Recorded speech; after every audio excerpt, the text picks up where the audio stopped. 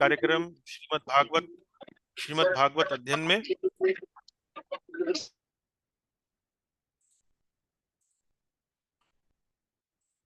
आज की कक्षा का संख्या 7 है। 7वीं कक्षा आज हमारी। और आज हम जिन श्लोकों पर चर्चा करने वाले हैं वो पहले स्कंद के दूसरे अध्याय के 16वें श्लोक से 22वें श्लोक तक करेंगे। 25वें श्लोक तक शायद नहीं हो पाएगा। 22वें श्लोक तक काफी सामग्री है चर्चा करने के लिए। तो इसी के साथ आज की कक्षा को आरंभ करेंगे मंगलाचरण प्रार्थनाओं से। ओम अज्ञानतिमिरन्धस्य ज्ञानञ्जनशलाकया चक्षुरुन्मीलितं येन तस्मै श्री गुरवे नमः। श्री चैतन्य मनोभीष्टं स्थापितं येन भूतले स्वयं रूपः कदा मह्यं ददाति स्वपदान्तिकं। वन्देऽहं श्रीगुरोः श्रीयुतपदकमलं श्रीगुरून् वैष्णवांश्च श्रीरूपं साग्रजातं सहगण रघुनाथान्वितं तं सजीवं साद्वैतं सावधूतं परिजनसहितं कृष्ण चैतन्य देवं श्रीराधा कृष्ण पादान् सहगण ललिता श्री विशाखान्वितांश्च। हे कृष्ण करुणा सिंधो दीनबंधो जगत्पते गोपेश गोपिका कांत राधा कांत नमोस्तुते। तप्त कांचन गौरांगी राधे वृंदावनेश्वरी वृषभानुसुते देवी प्रणमामि हरिप्रिये। वाञ्छाकल्पतरुभ्यश्च कृपा सिन्धुभ्य एव च पतितानां पावनेभ्यो वैष्णवेभ्यो नमो नमः। जय श्री कृष्ण चैतन्य प्रभु नित्यानंद श्री अद्वैत गदाधर श्रीवासादि गौर भक्त वृंद। हरे कृष्ण कृष्ण कृष्ण हरे हरे हरे राम राम राम हरे हरे। ओम नमो भगवते वासुदेवाय। ओम नमो भगवते वासुदेवाय। ओम नमो भगवते वासुदेवाय। नारायणं नमस्कृत्य नरं चैव नरोत्तमं देवीं सरस्वतीं व्यासं ततो जयमुदीरयेत्। नष्टप्रायेष्व भद्रेषु नित्यं भागवत सेवयान् भगवत्योत्तमश्लोके भक्तिर्भवति नैष्ठिकी। कृष्णाय वासुदेवाय देवकी नंदनाय च नंदगोपकुमाराय गोविंदाय नमो नमः। चलिए आरंभ करने से पहले आज का विषय पिछली कक्षा का पुनरावलोकन करेंगे। और पिछली कक्षा में हमने आपको 8वें श्लोक से लेकर 15वें श्लोक तक चर्चा करी थी आपके साथ। और उसमें मुख्य जो विषय था वो ये था कि सूत गोस्वामी जी जो नैमिषारण्य के जो ऋषिगण हैं उनको उनके जो 6 प्रश्न हैं उनके पहले 2 प्रश्नों का उत्तर दे चुके हैं। पहले 2 प्रश्न क्या है कि जी शास्त्रों का निचोड़, शास्त्रों का सार हमें बताएं कि जो इन कलयुग के लोगों के लिए परम कल्याणकारी हो और उनके मन को प्रसन्न करने वाला हो। तो वो शास्त्रों का, समस्त शास्त्रों का सार पूरा एकदम सोच समझकर पूरा विचार करके आप हमें समझाएं। तो सबसे पहले सूत गोस्वामी जी उसका उत्तर देते हैं कि वो क्या है शास्त्रों का सार। वो है भगवान अधोक्षज की शुद्ध भक्ति। उतनी चर्चा करने के बाद अब वो अपने इस उत्तर को थोड़ा सा उस पर विस्तार करते हैं। वो कहते हैं कि वर्णाश्रम धर्म जो वहां उस समय का प्रचलित धर्म था वो परो धर्म क्यों नहीं है। तो ऐसा वो क्यों कह रहे हैं? वो इसलिए है क्योंकि बहुत सारे जो ऋषिगण वहां पर उपस्थित थे उनके मतानुसार वहां पर परो धर्म क्या है? वर्णाश्रम। लेकिन सूत गोस्वामी जी ने उत्तर क्या दिया? शुद्ध भक्ति। तो शुद्ध भक्ति को परो धर्म बता दिया। तो अब ये स्पष्टीकरण देना आवश्यक था कि भाई वर्णाश्रम परो धर्म क्यों नहीं है। तो वो इस बात को सबसे पहले स्पष्ट करते हैं। वो बताते हैं वो परो धर्म इसलिए नहीं है क्योंकि प्रत्यक्ष रूप से, प्रत्यक्ष मतलब सीधे सीधे डायरेक्टली, ये भगवान के विषय में, भगवान में रति उत्पन्न नहीं करता है। रति का मतलब क्या है? भाव कह लीजिए या प्रेम कह लीजिए। है वो रति या भाव या प्रेम उत्पन्न नहीं करता है, अतः इसको परोधर्म नहीं कहा जाता है। हालांकि वर्णाश्रम धर्म करने से हृदय जो है, चेतना जो है वो सतोगुण में स्थित होती है। लेकिन भक्ति क्या है? भक्ति में आपका जो, आपको जो अंत में जो प्राप्त होता है वो सत्वगुण नहीं मिलता है, वो सत्वगुण से भी ऊपर शुद्ध सत्व, उसकी प्राप्ति होती है। शुद्ध सत्व के विषय पर आज के कक्षा में थोड़ा चर्चा करेंगे। तो मुख्य रूप से सूत गोस्वामी जी कह रहे हैं कि भाई वर्णाश्रम धर्म परो धर्म नहीं है। और फिर इस बात को स्पष्ट करते हैं कि भाई वर्णाश्रम को परोधर्म क्यों नहीं कहा है। एक तो यह है कि वो प्रत्यक्ष रति उत्पन्न नहीं करता है, दूसरा वर्णाश्रम धर्म में कई कार्यक्रम जो होते हैं वो वास्तव में अ, इंद्रिय को संतुष्ट करने के लिए, इंद्रियों को तृप्त करने की भावना से किए जाते हैं। तो ये भी स्पष्टीकरण दे रहे हैं कि धर्म का अभ्यास वास्तव में ऊंचे लक्ष्य के लिए किया जाना चाहिए, न कि भौतिक लाभ के लिए। क्योंकि वर्णाश्रम धर्म का पालन करने वाले कई बार भ्रमित होकर ये सोच सकते हैं कि भाई संभवतः धर्म का पालन तो वास्तव में अपनी इंद्रियों को तृप्त करने के लिए है, अपनी मनोकामनाओं को पूरी करने के लिए है। तो इसलिए यहाँ स्पष्टीकरण दे रहे हैं कि धर्म का अभ्यास ऊंचे लक्ष्यों के लिए किया जाना चाहिए, न कि भौतिक लाभ के लिए। उसके बाद फिर हमने यहाँ पर चर्चा करी कि ऊंचे लक्ष्य क्या है। तो जिस श्लोक में ये बात आती है उसमें एक शब्द आता है अपवर्ग। अपवर्ग का अर्थ होता है मोक्ष, या यूं समझिए कि भौतिक जगत से ऊपर या आगे के विषयों के बारे में सोचना, अपवर्ग। तो अपवर्ग का अर्थ मोक्ष कैसे है, उसके लिए फिर पहले हमें पवर्ग शब्द का अर्थ समझना पड़ेगा। पवर्ग मतलब क्या है? वर्णमाला में जो पवर्ग आता है, प फ ब भ म। तो प अर्थात पुण्य, फ फल, ब बंधन, भ भय, म मृत्यु।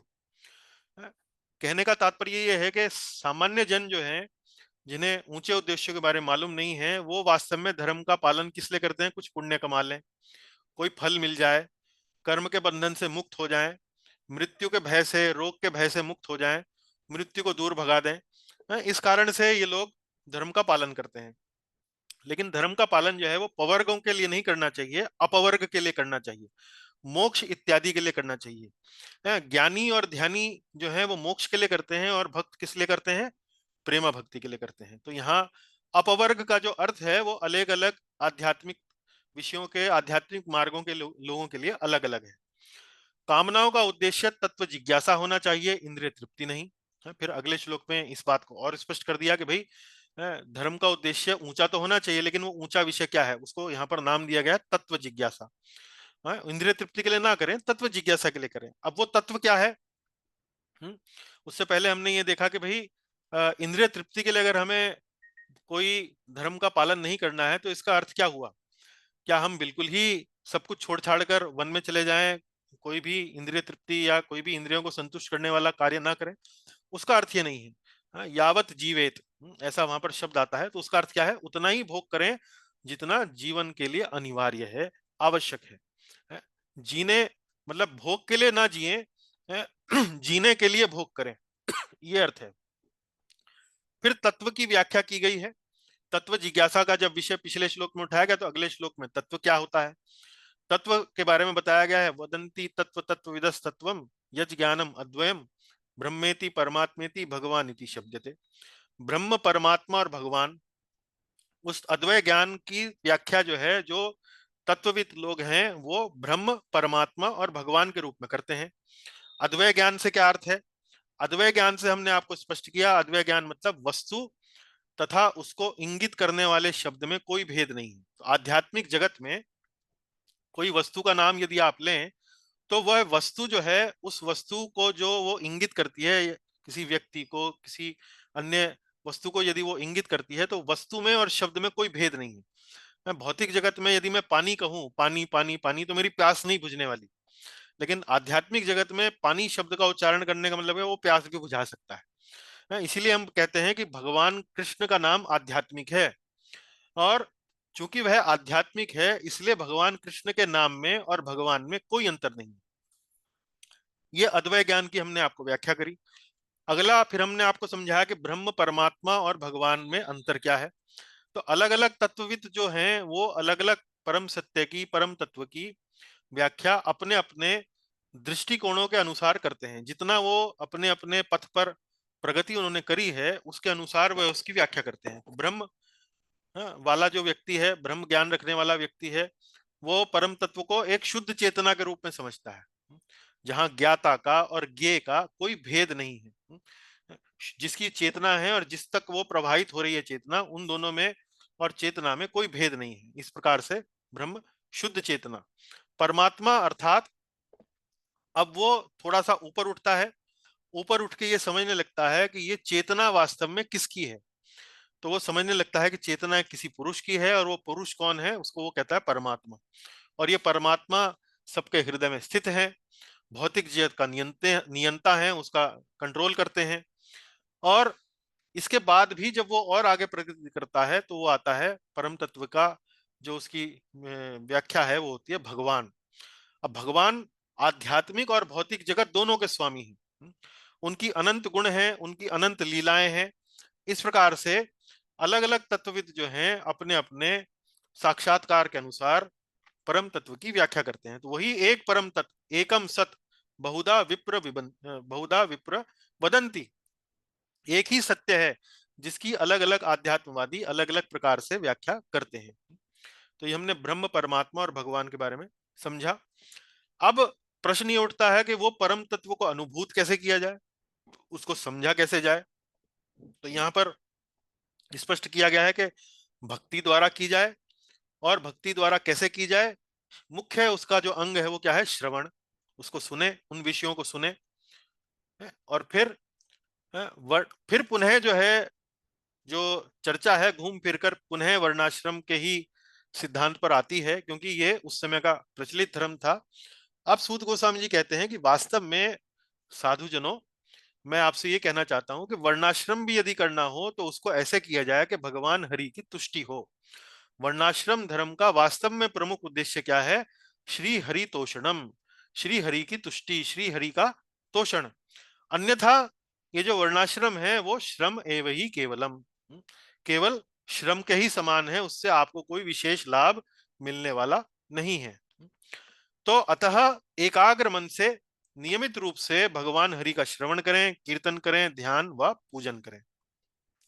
तो यहाँ सूत गोस्वामी जी अपने इस चर्चा को, कि उन्होंने जहां पर वर्णाश्रम की चर्चा लेकर आए और अब उसको यहाँ पर समापन की ओर ले जा रहे हैं उस चर्चा को, है। और फिर कहते हैं कि जिस श्री हरि की ध्यान रूपी तलवार से ज्ञानी जन कर्म ग्रंथि के बंधन को काट डालते हैं, उन श्री हरि की कथा में ऐसा कौन होगा जिसकी रति नहीं होगी, है। उसकी उनकी कथा में रति नहीं होगी, ऐसा कौन होगा। तो यही चर्चा करने के बाद वो वास्तव में प्रेरित कर रहे हैं कि भाई कोई नहीं होगा। अगर किसी को यह पता लग जाए कि भगवान की कथा के इतने इतने लाभ हैं, तो ऐसा कोई भी नहीं होगा जो भगवान की कथाओं में रुचि ना लेना चाहे। ये कहने का तात्पर्य है। तो ये पिछले श्लोक का, पिछली कक्षा का हमने थोड़ा सा पुनरावलोकन किया। अब हम आते हैं आज की कक्षा में। आज की कक्षा में हमने जो विषय लिया है वो है 16 से लेकर 22 तक, भक्ति के विभिन्न स्तर या अवस्थाएं भी बोल सकते हैं। जैसे आपने श्रीमद् भक्ति रसामृत सिंधु ग्रंथ में रूप गोस्वामी जी ने भक्ति की 9 अवस्थाएं बताई हैं। तो कौन बता सकता है आप में से जिन्होंने भक्ति रसामृत सिंधु का अध्ययन किया है हमारी कक्षाओं में, वो भक्ति की 9 अवस्थाएं कौन सी हैं, कौन बता सकते हैं? श्रवणं कीर्तनं विष्णु हम्म स्मरणं पादसेवनम् अर्चनं दास्यं सख्यमात्मनिवेदनम्। चलिए, वो भी हैं 9 अवस्थाएं, लेकिन वो क्या हैं, 9 विधियां हैं। अच्छा, श्रद्धा के स्तर पूछ रहे हो आप? श्रद्धा के स्तर, हाँ जी। हम्म। आदो श्रद्धा तथा, श्रद्धा, साधु संग, भजन हाँ, क्रिया, बहुत सुंदर, अनर्निवृत्ति, निष्ठा, हाँ, आसक्ति, रुचि, भाव और प्रेम। भाव और प्रेम, बहुत सुंदर। तो ये भक्ति के विभिन्न स्तर हैं। अब यही चीज जो है, जो आपने भक्ति रसामृत सिंधु में पढ़ी है, उसी को यहाँ पर दोहराएंगे सूत गोस्वामी जी। इसीलिए आपको ध्यान हो यदि, तो मैंने आरंभ में ही कहा था कि ये जो पूरा का पूरा अध्याय है, अध्याय संख्या 2, दिव्यता तथा दिव्य सेवा, डिविनिटी एंड डिवाइन सर्विस, वास्तव में ये शुद्ध भक्ति के ऊपर छोटा सा सूत गोस्वामी जी का भागवत में सेमिनार है, जिसमें वो पहले शुद्ध भक्ति की परिभाषा देते हैं, उसकी व्याख्या करते हैं, फिर वर्णाश्रम को शुद्ध भक्ति से नीचा या निचले पायदान पर क्यों माना गया है वो समझाते हैं। अब वो भक्ति की अलग अलग अवस्थाएं समझाते हैं। तो भक्ति की विभिन्न अवस्थाएं या विभिन्न स्तर, उस पर हम चर्चा करेंगे। चलिए, तो आज आप यहाँ पर इस तरह की बहुत सारी टेबल देखने वाले हैं। तो जिन लोगों के पास श्रीमद् भागवत पुस्तक उपलब्ध है, वो भागवत पुस्तक अपने सामने खोलकर रखें और उनमें सभी पढ़ते रहें, और यहाँ टेबल पर भी ध्यान रखें, तो आपको और अच्छे से समझ में आएगा। तो 16वें श्लोक में विषय क्या है? भक्तों की सेवा से श्रवण में रुचि उत्पन्न होती है। भक्तों की सेवा से श्रवण में रुचि उत्पन्न होती है। अच्छा, पिछला श्लोक क्या था? पिछले श्लोक में हमने क्या चर्चा करी थी? अभी अभी हमने जैसे पुनरावलोकन में बताया आपको। क्या कह रहे हैं वहां पर सूत गोस्वामी जी? कि ऐसा कौन होगा जिसकी जिसकी कर्म ग्रंथ के कर्म बंधन को काट देगा। नहीं, रुचि ऐसा जिसकी रुचि श्रवण कीर्तन भगवान की कथाओं में रुचि न हो। हाँ, भगवान की कथाओं में रुचि ना हो। ऐसा कौन होगा? इतना सब सुनने के बाद ऐसा कौन होगा जिसकी भगवान की कथाओं में रुचि ना हो? तो भाई, अगर किसी की व्यक्ति की भगवान की कथाओं में रुचि है, तो वो तो वास्तव में भक्ति में लगा हुआ ही है, रुचि उत्पन्न हो गई है। लेकिन भगवान की कथाओं में रुचि उत्पन्न कैसे हो? उससे पहले की अवस्था क्या है? भगवान की कथाओं में रुचि या श्रद्धा तो हो अगली अवस्था है, लेकिन भगवान की कथाओं में रुचि या उनकी श्रद्धा तक कैसे पहुंचे, उसके पहले की अवस्थाएं कौन कौन सी हैं, उसकी चर्चा यहाँ पर इस श्लोक में की गई है। ठीक, तो निधि माता जी मेरे साथ आप दोहरा सकती हैं श्लोक? जी चलिए मेरे साथ दोहराएं। शुश्रूषो श्रद्धानस्य, सुश्रुषो श्रद्धानस्य, शुश्रूषो श्रद्धानस्य सुश्रुषो श्रद्धानस्य, वासुदेव कथा रुचिः वासुदेव कथा रुचिः, स्यान्महत्सेवया विप्रः स्यान्महत्सेवया विप्रः, पुण्यतीर्थ निषेवणात्। पुण्यतीर्थ निषेवणात्। जी, अब यहाँ पर हम प्रत्येक पंक्ति का अलग अलग अध्ययन करेंगे। देखिए, सावधानी तथा ध्यान पूर्वक श्रवण करना। शुश्रूषो श्रद्धानस्य। शुश्रूषो का अर्थ क्या हुआ? शुश्रूषो का अर्थ हुआ सुनने के लिए उत्सुक, सुनने में सुनने के लिए उत्साहित, शुश्रूषो। श्रद्धानस्य, श्रद्धानस्य मतलब श्रद्धा। तो जो व्यक्ति सुनने के लिए उत्साहित है और उसकी श्रद्धा है। उसके बाद वासुदेव कथा रुचि, वासुदेव की कथा सुनने के प्रति लगाव। वासुदेव कथा रुचि, वासुदेव की कथा सुनने के प्रति लगाव। स्यान महत सेवया विप्रह, स्यान महत सेवया विप्रह। इसका अर्थ क्या हुआ? महत सेवया, महत मतलब महान, सेवया मतलब सेवा, विप्रह, विप्रह यहाँ किसके लिए आया है? विप्रह ये आया है वास्तव में नैमिषारण्य के जो साधुगण हैं।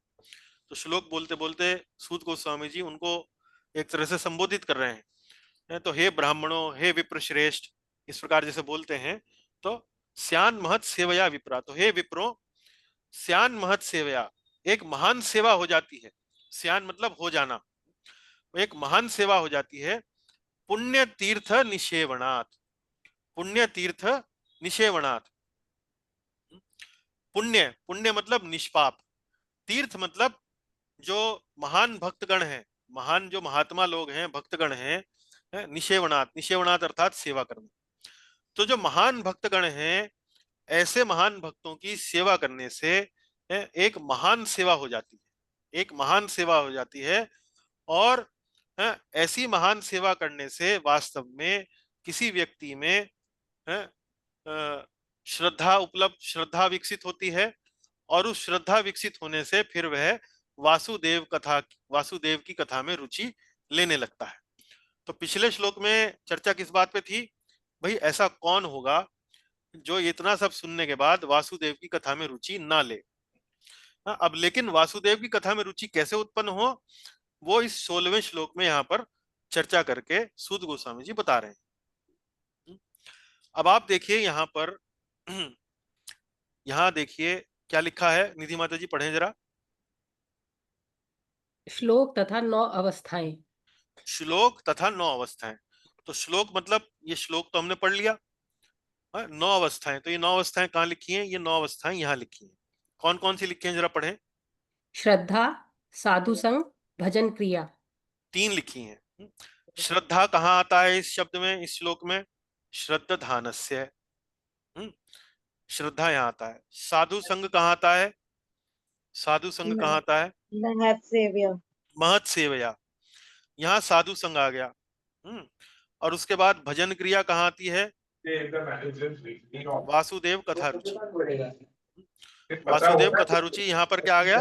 भजन क्रिया। ठीक बात है, ठीक है, समझ पा रहे हैं ना?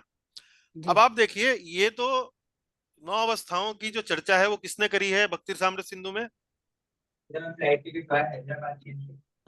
निधि माता जी, किसने करी है? रूप गोस्वामी जी ने। रूप गोस्वामी जी ने करी है। लेकिन विश्वनाथ चक्रवर्ती ठाकुर ने अपनी जो टीकाएं लिखी हैं उनमें इन श्लोकों में 16 से लेकर 22 तक जो श्लोक चलते हैं उन श्लोकों में उन्होंने 14 अवस्था बताई है। रूप गोस्वामी जी ने 9 बताई हैं, लेकिन विश्वनाथ चक्रवर्ती ठाकुर ने 14 अवस्था बताई है। तो श्रद्धा से पहले भी 2 अवस्थाएं हैं। श्रद्धा से पहले भी 2 अवस्थाएं हैं। वो कौन कौन सी हैं? देखिए, सताम कृपा।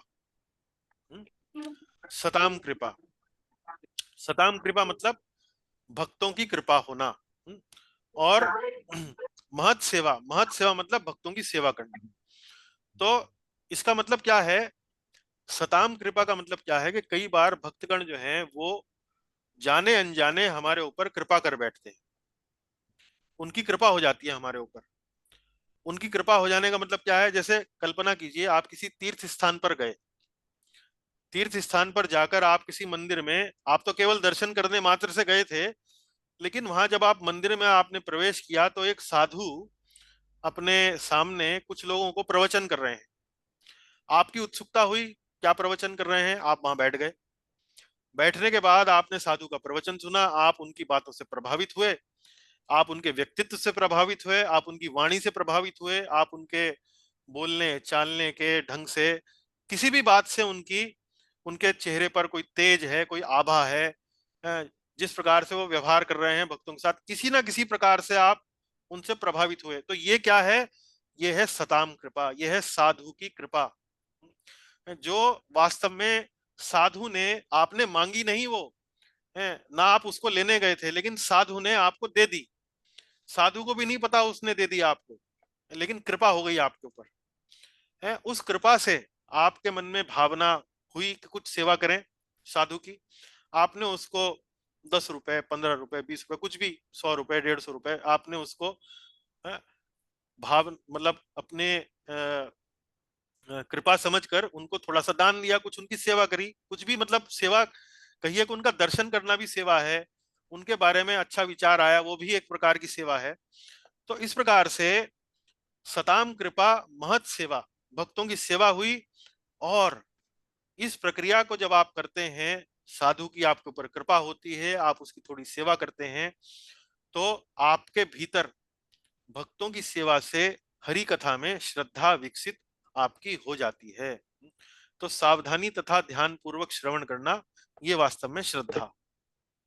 तो ये श्रद्धा है। शुश्रूषो श्रद्धानस्य। तो निष्पाप भक्तों की सेवा करने से महान सेवा हो जाती है। सावधानी पूर्वक तथा ध्यान पूर्वक श्रवण करने की उसमें फिर आपके अंदर रुचि उत्पन्न होती है, और इस तरह से आपके अंदर वासुदेव की कथा सुनने के प्रति लगाव उत्पन्न होता है। और धीरे धीरे फिर आप निष्पाप भक्तों की सेवा करते हैं। इसका मतलब क्या है? गुरु पाद आश्रय, गुरु के चरणों में आश्रय लेना। जब आपके मन में श्रद्धा हुई, अब श्रद्धा हुई तो उसका मतलब क्या है कि अब आप फिर से कुछ ना कुछ श्रवण करना चाहते हैं, कुछ ना कुछ आगे बढ़ना चाहते हैं, तो आप किसी गुरु का पादाश्रय लेते हैं, गुरु के निकट जाते हैं, और फिर आप अपना क्या आरंभ करते हैं? गुरु के पादाश्रय लेने के बाद अपना क्या आरंभ करते हैं? भजन आरंभ करते हैं। तो भजन स्पृहेषु, भजने भजनेषु स्पृह, भजनेषु स्पृह, पूजा करने की उत्सुकता आपके मन में उत्पन्न होती है। तो यहाँ क्या 3 स्तर दिए गए हैं? श्रद्धा, साधु संग, भजन क्रिया। लेकिन श्रद्धा से पहले विश्वनाथ चक्रवर्ती ठाकुर सताम कृपा, महत सेवा, ये 2 अवस्थाएं और बताते हैं। उसके बाद श्रद्धा आ गई, साधु संग और गुरु पादाश्रय एक ही हुआ, भजन क्रिया और भजनेषु स्पृह ये भी एक ही हुआ, अलग अलग नामों से उसको यहाँ पर लिखा गया है। ये टेबल समझ में आती है निधि माता जी? जी। समझ में आती है? ठीक है। चलिए अब हम आगे चलते हैं, थोड़ा सा इस पर व्याख्या करेंगे।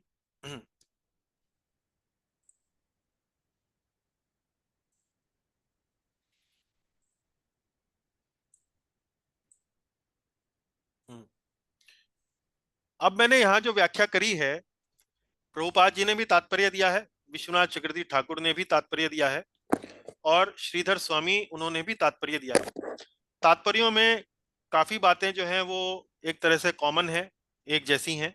तीनों के तात्पर्यों में अगर मिला के पढ़ा जाए तो कॉमन बातें हैं, लेकिन एक ये समझिए कि बहुत संक्षेप में और एक क्रमबद्ध तरीके से, सिलसिलेवार तरीके से जो तात्पर्य दिया गया है, वो विशेष रूप से श्रीधर स्वामी महाराज का तात्पर्य बड़ा सुंदर जान पड़ता है। सुंदर तो सारी तात्पर्य हैं, लेकिन विशेष रूप से आकर्षित करता है। तो मैंने श्रीधर महाराज का ही यहाँ पर स्वामी का तात्पर्य जो है वो लिया है। वो कैसे कहते हैं श्लोक को समझाने के लिए, पढ़िए निधि माता जी, पढ़िए। जी, पिछले श्लोक में कहा गया है कि श्री हरि की कथा से कर्मों की ग्रंथि का नाश होता है, पर यदि हरि कथा में रुचि ही न हो तो कोई क्या करे। हाँ, तो आपने पिछले श्लोकों में पढ़ा भाई, हृदय की ग्रंथि जो है वो कर्मों की जो ग्रंथि है उसको नष्ट कर देती है हरि कथा। लेकिन हरि कथा में रुचि ही ना हो, कर्म तो नष्ट हो गए हरि कथा में रुचि से, लेकिन हरि कथा में रुचि कैसे पैदा की जाए उसकी व्याख्या यहाँ की गई है। पढ़ें अगला। उत्तर इस श्लोक में दिया गया है। ठीक, आगे पढ़ें। पुण्य तीर्थों का सेवन करने से व्यक्ति महापुरुषों की सेवा करता है। अब यहाँ देखिए ये श्लोक क्या है। श्लोक है यहाँ पर पुण्य तीर्थ निषेवणात्। अब श्रीधर स्वामी ने तीर्थ का स्थान, तीर्थ का जो अर्थ लगाया है, उन्होंने क्या अर्थ लगाया है? उन्होंने अर्थ लगाया है तीर्थ स्थान, जैसे वृंदावन, जगन्नाथपुरी, इस प्रकार से। प्रभुपाद जी ने क्या अर्थ लगाया है पुण्य तीर्थ का? पुण्य तीर्थ का प्रभुपाद जी ने जो अनुवाद किया है वो अनुवाद किया निष्पाप भक्त। पुण्य का अर्थ उन्होंने निष्पाप लगाया है, तीर्थ का अर्थ उन्होंने भक्त लगाया है, भक्त लगाया है। लेकिन श्रीधर महाराज ने पुण्य को, तीर्थ को, उसका जो अर्थ लगाया है उन्होंने लगाया है तीर्थ स्थान, और निषेवनाथ का उन्होंने अर्थ, जहां तक मुझे ध्यान पड़ता है, उन्होंने लगाया है कि तीर्थ स्थान पर जाकर वो एक प्रकार से किसी साधु का संग करता है। तो उस तरह से वो श्रीधरी टीका में इस प्रकार से लिखा है। क्या क्या कहते हैं, देखिए। पुण्य तीर्थ का सेवन करने से कोई भी व्यक्ति महापुरुषों की सेवा करता है। मान लीजिए केवल आपने दर्शन भी किया तो भी एक प्रकार से उस महापुरुष की, उस महान भक्त की सेवा हो जाती है। और उस सेवा से क्या होता है? पढ़े माता जी अगला। उस सेवा के द्वारा उसकी परम धर्म में श्रद्धा, श्रद्धानस्य उत्पन्न होती है। हाँ, तो इस श्लोक में शब्द क्या है? श्रद्धानस्य। तो पुण्य तीर्थ पर गया, उसके बाद महापुरुष की सेवा हुई किसी भी कारण से, और उस सेवा से उसके अंदर जो परम धर्म है यानी कि भक्ति है, उसमें उसकी थोड़ी सी श्रद्धा जो है वो उत्पन्न हो जाती है। अब वो क्या करता है उस श्रद्धा के कारण? पढ़िए। उसके बाद उसकी श्री हरि की कथा को सुनने की इच्छा होती है। शुश्रूषो, शुश्रूषो, शुश्रूषो श्रद्धानस्य, शुश्रूषो श्रद्धानस्य वासुदेव कथा रुचि स्यान् महत् सेवया विप्रः पुण्य तीर्थ निषेवणात्। तो परम धर्म में श्रद्धा उत्पन्न हुई, श्रद्धा उत्पन्न हुई तो अब सुनने के प्रति, कोई ना कोई श्रवण करने के प्रति थोड़ी जिज्ञासा, थोड़ी श्रद्धा उसके हृदय के अंदर उत्पन्न होती है। उसके बाद उस सुश्रूष पुरुष की हरि कथा में रुचि उत्पन्न हो जाती है। हाँ, अब इस पुरुष की जब हरि कथा में उसकी थोड़ी सी सुनने की श्रद्धा होती है तो उसके बाद फिर वो बढ़ती चली जाती है, और वो वास्तव में एक रुचि के रूप में वहां पर उसके अंदर, उसके हृदय में ऐसी श्रद्धा स्थित हो जाती है। तो श्रीधरी टीका के अनुसार इस श्लोक की व्याख्या, इसका तात्पर्य, इसका अनुवाद श्रीधर स्वामी इस प्रकार से करते हैं कि पुण्य तीर्थ निषेवणात्, के व्यक्ति तीर्थ स्थान पर गया, वहां पर उसने साधु की सेवा करी, साधु की सेवा करने से उसकी श्रद्धा विकसित हुई, श्रद्धा विकसित करने से, श्रद्धा विकसित होने पर उसका थोड़ा सा भगवान की कथा के प्रति थोड़ा सा एक प्रकार से श्रद्धा होती है उत्पन्न, और उससे अंततोगत्वा भगवान वासुदेव की कथा में उसकी रुचि उत्पन्न हो जाती है। तो इस तरह से यहाँ श्रीधरी टीका में इसका तात्पर्य जो है लिखा गया है। अब हम चलते हैं आगे। तो यदि आप प्रभुपाद जी का अनुवाद पढ़ें इस श्लोक का, श्रीधर स्वामी का अनुवाद पढ़ें और विश्वनाथ चक्रवर्ती ठाकुर का अनुवाद पढ़ें, तो भिन्न भिन्न अनुवाद आपको एक ही श्लोक के मिलेंगे, लेकिन तीनों ही अनुवाद वास्तव में अलग अलग डिटेल्स, अलग अलग बारीकियां लिए हुए हैं। और वो बारीकियां ऐसी हैं जिनको यदि हम चर्चा करेंगे तो वास्तव में थोड़ा सा अच्छी लगती है वो बारीकियां। तो श्रीधर स्वामी ने कैसे उसको प्रस्तुत किया वो तो मैंने आपको दिखाया, प्रभुपाद जी ने कैसे प्रस्तुत किया है उसकी एक झलक भी हमने टेबल में देखी, और विश्वनाथ चक्रवर्ती ने कैसे प्रस्तुत किया है वो अब हम यहाँ देखेंगे। लेकिन तीनों को एक साथ देखेंगे ताकि आपको थोड़ा थोड़ा अंतर जो है उनके अलग अलग अनुवाद में कैसे किया गया है वो आपको पता चलता रहे। तो पहले प्रभुपाद जी का अनुवाद पढ़ेंगे। पढ़िए माता जी। हे द्विजो, जो भक्त समस्त पापों से पूर्ण रूप से मुक्त है, उनकी सेवा करने से महान सेवा हो जाती है। ऐसी सेवा से वासुदेव की कथा सुनने के प्रति लगाव उत्पन्न होता है। श्रील हाँ, प्रभुपाद। तो प्रभुपाद जी ने तो बड़ा सिंपल से लिखा है कि भाई भक्तों की सेवा करो। किस किस प्रकार के भक्तों की सेवा करो? पुण्य तीर्थ, जो निष्पाप हैं, पूर्ण रूप से पाप से मुक्त हैं। पुण्य तीर्थ निषेवणात्, निषेवणात् मतलब उनकी सेवा करने से, निषेवणात् मतलब उनकी सेवा करने से स्यान महत सेवया विप्रः, महान सेवा हो जाती है। और ऐसी सेवा करने से वासुदेव की कथा सुनने के प्रति लगाव उत्पन्न होता है। वासुदेव कथा रुचि। तो प्रभुपाद जी ने तो सिंपल सा भक्तों की सेवा, भक्तों की सेवा से महान सेवा होती है, महान सेवा करने से कथा में रुचि उत्पन्न होती है। मूल बात यह है, भक्तों की सेवा से कथा सुनने में रुचि होती है। प्रभुपाद जी ये कह रहे हैं।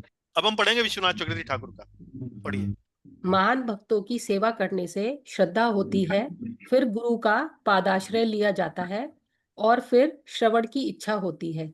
इस प्रकार हे ब्राह्मणों, श्री कृष्ण की कथाओं में रुचि उत्पन्न होती है। विश्वनाथ चक्रवर्ती ठाकुर। हाँ, अब यहाँ देखिए ये कहाँ से चल रहे हैं विश्वनाथ चक्रवर्ती जी।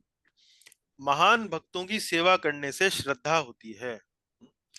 कोई महान भक्त हैं, आपने उनकी सेवा करी, आपके हृदय में श्रद्धा विकसित हुई, और वो श्रद्धा आपको कहाँ ले जाती है? वो श्रद्धा आपको ले जाती है गुरु के पाद आश्रय। तो उन्होंने यहाँ पर तीर्थ का जो अनुवाद किया है, तीर्थ शब्द का जो अनुवाद किया है वो है गुरु का पाद आश्रय। गुरु, गुरु के रूप में उसका अनुवाद किया है। तो ये अमरकोश नाम की एक डिक्शनरी है संस्कृत की, उसमें तीर्थ शब्द के अलग अलग अर्थ दिए गए हैं। तो एक अर्थ तीर्थ शब्द का गुरु भी है। तो महान भक्तों की सेवा करने से श्रद्धा होती है, वो श्रद्धा आपको गुरु का पादाश्रय की ओर ले जाती है। और वहां जब आप गुरु का आश्रय लेते हैं, तो गुरु जब आपको व्याख्यान देते हैं, आपको शिक्षा देते हैं, तो वहां आपकी श्रवण की इच्छा उत्पन्न होती है। इस प्रकार हे ब्राह्मणों, श्री कृष्ण की कथाओं में रुचि उत्पन्न हो जाती है। तो ये विश्वनाथ चक्रवर्ती ठाकुर उनका अनुवाद है। अब हम श्रीधर स्वामी का अनुवाद देखेंगे, जिसके बारे में हमने थोड़ी देर पहले देखा, लेकिन अनुवाद एक बार पढ़ेंगे तो और स्पष्ट हो जाएगा। पढ़िए माता जी। हे विप्रो, पवित्र तीर्थों का सेवन करने से निष्पाप पुरुष महापुरुषों की सेवा करता है। उससे उसकी परोधर्म में श्रद्धा होती है। श्रद्धा संपन्न व्यक्ति में भगवत कथा को सुनने की इच्छा होती है। उसके पश्चात उस शुश्रूषो पुरुष की श्री हरि की कथा में रुचि उत्पन्न होती है। श्रीधर स्वामी। श्रीधर स्वामी पहले तीर्थ स्थान पे गया, तीर्थ स्थान से उसने वहां भक्तों की सेवा करी, भक्तों की सेवा करने से उसकी परोधर्म में श्रद्धा उत्पन्न हुई, श्रद्धा से उसने भगवत कथा सुनने की इच्छा हुई, और ऐसी इच्छा जो है फिर धीरे धीरे श्री हरि की कथा में रुचि में परिवर्तित हो जाती है। तो इन्होंने यहाँ पर पुण्य तीर्थ का जो अर्थ यहाँ लगाया है वो लगाया है पवित्र तीर्थ स्थल। पवित्र तीर्थ स्थल। जीव गोस्वामी जी की भी जो टीका है वो लगभग श्रीधर स्वामी जी की जो टीका है या अनुवाद है उससे इस श्लोक के माध्यम में काफी मिलता जुलता है। वो नहीं पढ़ने वाले हैं। अब हम चलते हैं आगे 17वें श्लोक पर। अब यहाँ पर विषय क्या है? अब उसकी भक्तों की सेवा से उसके हृदय में वासुदेव की कथा के प्रति रुचि जो है वो उत्पन्न हो गई। श्रद्धा, साधु संग और भजन क्रिया। अब चलते हैं आगे। अब वो भजन करेगा और भजन करने के बाद क्या होगा? अनर्थ निवृत्ति होगी। पढ़िए मेरे साथ। शृण्वताम स्वकथः कृष्ण शृण्वतां स्वकथां कृष्ण पुण्य श्रवण कीर्तनाः पुण्य श्रवण कीर्तन हृदयन्तः स्थो हि भद्राणि हृदयन्तस्थो ह्यभद्राणि विधुनोति सुहृत्सताम् विधुनोति सुहृत्सताम् विधुनोति सुहृत्सताम्। विधुनोति सुहृत्सताम्। चलिए, जो ब्लू में लिखा है, नीले में लिखा है, वो पढ़े। श्री कृष्ण के श्रवण तथा कीर्तन बहुत पवित्र है उनकी कथाओं को सुनने पर। पुण्य श्रवण कीर्तनः कृष्णः पुण्य श्रवण कीर्तनः। भगवान कृष्ण के श्रवण और कीर्तन बड़े पुण्य हैं। भगवान कृष्ण के श्रवण और कीर्तन बड़े पुण्य हैं। शृण्वताम स्वकथः कृष्णा। भगवान कृष्ण की कथा सुनने के बाद जिनके श्रवण और कीर्तन बड़े पुण्य हैं, उससे क्या होता है? हरे रंग में पढ़ें। भक्तों के हितकारी भगवान श्री कृष्ण भक्तों के हृदय में स्थित रहकर उनको भौतिक इच्छाओं से मुक्त कर देते हैं। हृदयंतस्थो ही भद्राणी। हृदय, हृदय अर्थात हृदय। अंतः, अंतः मतलब अंतःकरण, हमारा चित्त, हमारा अंतःकरण स्थित होकर। श्री कृष्ण हमारे हृदय में, हमारे चित्त में, अंतःकरण में स्थित होकर ही अभद्राणी। अभद्राणी मतलब क्या? जितनी भी गंदी चीजें हैं, जितनी भी त्याज्य वस्तुएं हैं, त्याज्य विचार हैं, भाव हैं, उनको सबको, उन अभद्र विचारों को, उन भौतिक इच्छाओं को विधुनोति। विधुनोति मतलब क्या? उनकी धुलाई कर देते हैं, उनकी सफाई कर देते हैं। विधुनोति का अर्थ हुआ धुलाई करना या सफाई करना। और कौन करता है ऐसा? सुहृत सताम। सुहृत सताम शब्द किस लिए आया? भगवान श्री कृष्ण के लिए आया है। सुहृत सताम, सताम मतलब क्या है? सताम मतलब भक्तगण, और सुहृत मतलब भक्तगणों के हितैषी, भक्तगणों के हितकारी। तो भक्तों के हितकारी भगवान श्री कृष्ण भक्तों के हृदय में स्थित रहकर उनको भौतिक इच्छाओं से मुक्त कर देते हैं। ठीक है। अब ये अवस्था कौन सी है? शृण्वताम स्वकथा कृष्ण। भक्ति की जो 9 अवस्थाएं हैं, वो उनमें से विश्वनाथ चक्रवर्ती ठाकुर इसे क्या नाम देते हैं? भजनेशु स्पृहा। भजनेशु स्पृहा, पूजा करने की उत्सुकता। इसी को रूप गोस्वामी जी की जो भक्ति सामृत सिंधु है, उसमें क्या नाम दिया गया है? भजन क्रिया। भजन क्रिया। और फिर उस भजन क्रिया से क्या होता है? हृदय के अभद्र जो हैं, उनका विनाश होता है। भक्तों के हितकारी भगवान श्री कृष्ण भक्तों के हृदय में स्थित रहकर उनके भौतिक इच्छाओं से उनको मुक्त कर देते हैं। तो अभद्राणी अर्थात अनर्थ। ठीक है। अब हम इसकी थोड़ी सी चर्चा देखेंगे।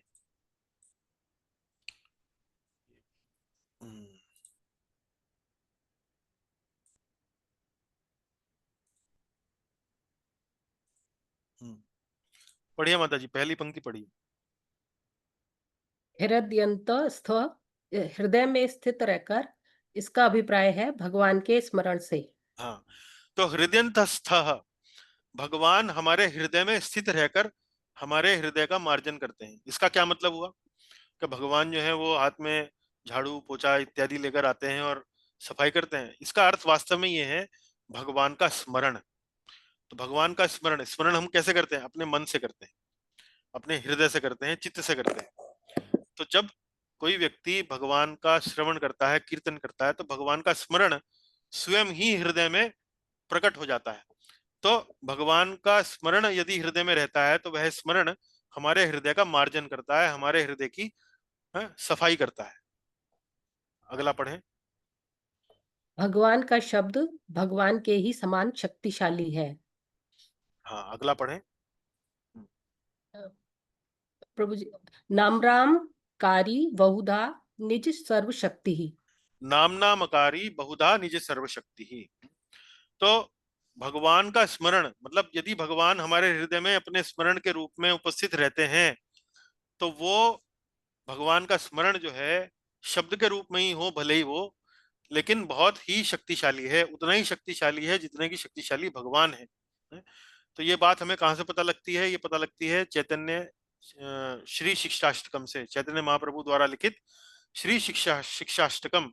शिक्षाष्टकम में वो क्या कहते हैं? नाम नामकारी बहुधा निज सर्वशक्ति, कि मेरा जो नाम है वो अनेक अनेक नाम है, लेकिन उनमें मैंने अपनी निजी शक्ति जो है उनका निवेश किया हुआ है। इसलिए यहाँ पर बताया गया है कि वास्तव में स्मरण शब्द का क्या अर्थ है। आगे चलें। अपने हृदय से कामिनी तथा कंचन के प्रलोभनों से छुटकारा पाना बहुत कठिन है, किंतु जब भगवान स्वयं सहायता करते हैं तो ये सरलता से छूट जाते हैं। हृदयंतस्थो ही अभद्राणी। अभद्राणी वस्तुएं क्या है? कामनी तथा कंचन का प्रलोभन। कामिनी शब्द का अर्थ क्या हुआ निधि माता जी? और कंचन शब्द का क्या अर्थ हुआ? कामिनी और कंचन। प्रभु जहां जी तक मुझे कामिनी तो स्त्री और हाँ, कंचन सोना। कंचन का मतलब तो सोना हो गया। सोना, हाँ जी हाँ जी, बहुत गोल्ड। सुंदर। गोल्ड तो मतलब धन, एक प्रकार से धन। और स्त्री मतलब जिसे कहिए कि विपरीत लिंग के प्रति आकर्षण, स्त्री का पुरुष के प्रति आकर्षण और पुरुष का स्त्री के प्रति आकर्षण, तो कामिनी शब्द से सूचित किया गया है। कई बार लोग यहाँ समझते हैं कि जी सिर्फ स्त्रियों को ही क्यों इस प्रकार की व्याख्या में बताया जाता है, पुरुष को क्यों नहीं लिखा जाता? तो वास्तव में अभिप्राय दोनों को ही लेकर है। वास्तव में अभिप्राय ये है, जो एक यौन आकर्षण होता है स्त्रियों में भी और पुरुषों में भी, दोनों की ही बात यहाँ की गई है। अपने हृदय में कामिनी तथा कंचन के प्रलोभनों से छुटकारा पाना बहुत कठिन है, बहुत कठिन है। ये जो दो आसक्तियां हैं, सामान्यतः स्त्री हो चाहे पुरुष हो, दोनों के ही हृदयों में रहती हैं। कामनी तथा कंचन का प्रलोभन, इसका आकर्षण, और इससे छुटकारा पाना बड़ा कठिन है। बहुत, कितना ही प्रयास कीजिए बड़ी मुश्किल होती है इनको छोड़ना, इनको त्यागना। लेकिन जब आप भगवान की भक्ति करते हैं, जिस प्रकार गुरुजन बताते हैं, जिस प्रकार आचार्यगण बताते हैं, उस प्रकार भक्ति करने से भगवान स्वयं अपने स्मरण के रूप में, अपने शब्द के रूप में हमारे हृदय में स्थित हो जाते हैं। और जब भगवान हमारे हृदय में अपने शब्द के रूप में, अपने स्मरण के रूप में स्थित हो जाते हैं, तो वह भीतर से हमारे हृदय का मार्जन करते हैं, हमारे हृदय का साफ सफाई करते हैं। विधुनोति सुहृद सताम, विधुनोति सुहृद सताम। सुहृद मतलब वो भक्तगण जो वास्तव में बड़ी सिंसियरली, बड़ी निष्ठा से भगवान की ओर भक्ति कर रहे हैं, भगवान को प्रसन्न करने का प्रयास कर रहे हैं, ऐसे भक्तों की यहाँ बात की गई है। आगे चलें माता जी, पढ़ें। अनर्थ निवृत्ति बहुत लंबी चलती है, इससे छुटकारा पाना इतना सरल नहीं है। हाँ, आदो श्रद्धा तथा साधु संगा तथा भजन क्रिया अनर्थ निवृत्ति, चौथी जो अवस्था है अनर्थ निवृत्ति, ये अपने आप में बहुत लंबी है। जल्दी से इससे छुट्टी पाना बड़ा कठिन है, बड़ा कठिन है। और विश्वनाथ चक्रवर्ती ठाकुर ने एक और पुस्तक लिखी है, माधुर्य कादम्बिनी। माधुर्य कादम्बिनी में उन्होंने अनर्थ निवृत्ति के और छोटे छोटे छोटे छोटे कई विभाग किए हैं। जैसे उन्होंने विभाग किए हैं कि आरंभ में जो व्यक्ति भक्ति करता है, आरंभिक अवस्थाओं में जो नया नया भक्त बना है, वो बड़ा उत्साह से भक्ति करता है। फिर धीरे धीरे उसकी भक्ति में शिथिलता आती है, कभी बड़े उत्साह से करता है, कभी ढीला हो जाता है। फिर कभी कभी वो ये सोचने लगता है कि शायद मुझे भक्ति करनी चाहिए या भक्ति नहीं करनी चाहिए, या मुझे अपना जो सांसारिक जीवन है उस पर ज्यादा ध्यान देना चाहिए, भक्ति पर ज्यादा ध्यान देना। इस प्रकार की कई कई अवस्थाओं का वर्णन उन्होंने अनर्थ निवृत्ति वाला जो विभाग है उसको लेकर किया है। कहने का तात्पर्य यह है कि बड़ा लंबा चलती है, और हमारे जो अनर्थ हैं वो हृदय में इस प्रकार चिपके हुए हैं कि इनसे निजात पाना बड़ा सरल नहीं है। पढ़े माता जी, अगला पढ़ें। हृदय में चिपका कूड़ा करकट बाहर आता है तो इतना सुखद नहीं होता है। हाँ, तो जब ये हृदय का मार्जन होता है तो इतना सरल नहीं होता है। जब हम भक्ति करते हैं, भक्ति करते करते बार बार गिरते हैं, बार बार उठते हैं, तो ये जो अवस्था होती है इसमें कठिनाइयां बहुत आती हैं। मतलब बड़ा एक तरीके से इतना सरल नहीं होता है। चलिए आगे चलें। अनर्थ निवृत्ति पूरा होने पर भी पिछली अवस्थाएं चलती रहती हैं। हाँ, और एक लंबा प्रयास करने के बाद जब ये अनर्थ निवृत्ति वाली जो अवस्था है उसको हम लगभग पार कर जाते हैं या पार करने वाले होते हैं, तो ऐसा नहीं है कि जो पिछली जो अवस्थाएं हैं वो समाप्त हो जाती हैं। जैसे मान लीजिए पिछली अवस्था क्या है, भजन क्रिया, तो भजन चलता ही रहता है। साधु संग वो भी चलता रहता है। श्रद्धा, श्रद्धा क्या है, और थोड़ा सा प्रगाढ़ हो जाती है, हमारा साधु संग भी और बढ़ जाता है, भजन क्रिया भी और बढ़ जाती है। तो कहने का तात्पर्य ये है कि पिछली अवस्थाएं वैसे ही चलती रहती है। तो ये था 17वां श्लोक। अब हम आते हैं 18वें श्लोक में। 18वें श्लोक में अब और आगे की अवस्थाओं के बारे में वर्णन किया गया है। पढ़ते हैं, मेरे साथ दोहराएं।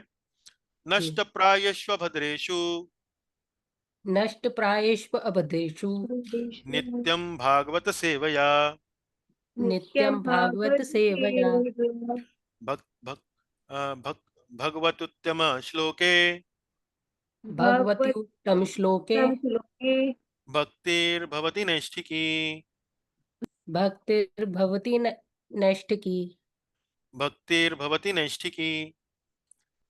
भक्तिर्भवति नैष्ठिकी। हाँ, पढ़िए, लाल वाला पढ़िए। भागवत प्राय समस्त अमंगलों का नाश करती है। क्षमा कीजिए, पहले हरे वाला पढ़िए, हरे वाले से लाल वाला, फिर ये पर्पल वाला, ऊपर से नीचे तक आइए। हाँ जी। भागवत पुस्तक का नियमित श्रवण तथा भक्तों की सेवा करने से भागवत प्राय समस्त अमंगलों का नाश करती है। भगवान उत्तम श्लोक में अटल भक्ति स्थापित हो जाती है। हाँ, तो यहाँ पर कौन कौन सी अवस्थाएं बताई गई हैं? अनर्थ निवृत्ति और निष्ठा। निष्ठा। तो अनर्थ निवृत्ति कहाँ बताई गई है? अनर्थ निवृत्ति कौन सी पंक्ति में बताई गई है? नष्ट प्रायेषु भद्रेषु। नष्ट प्रायश्व भद्रेषु। नष्ट प्रायश्व अभद्रेषु, भागवत प्रायः समस्त अमंगलों का नाश करती है। तो हमारे अमंगलों का नाश कैसे होता है? नित्यम भागवत सेवया, भागवत पुस्तक का नियमित श्रवण तथा भक्तों की सेवा करने से हमारे अमंगलों का नाश होता है। और भगवती उत्तम श्लोके, उत्तम श्लोक किसका नाम है? उत्तम श्लोक किसको कहते हैं? भगवान को, भगवान कृष्ण, श्री भगवान कृष्ण कृष्ण को। को। उत्तम श्लोक से क्या मतलब है, क्या तात्पर्य है?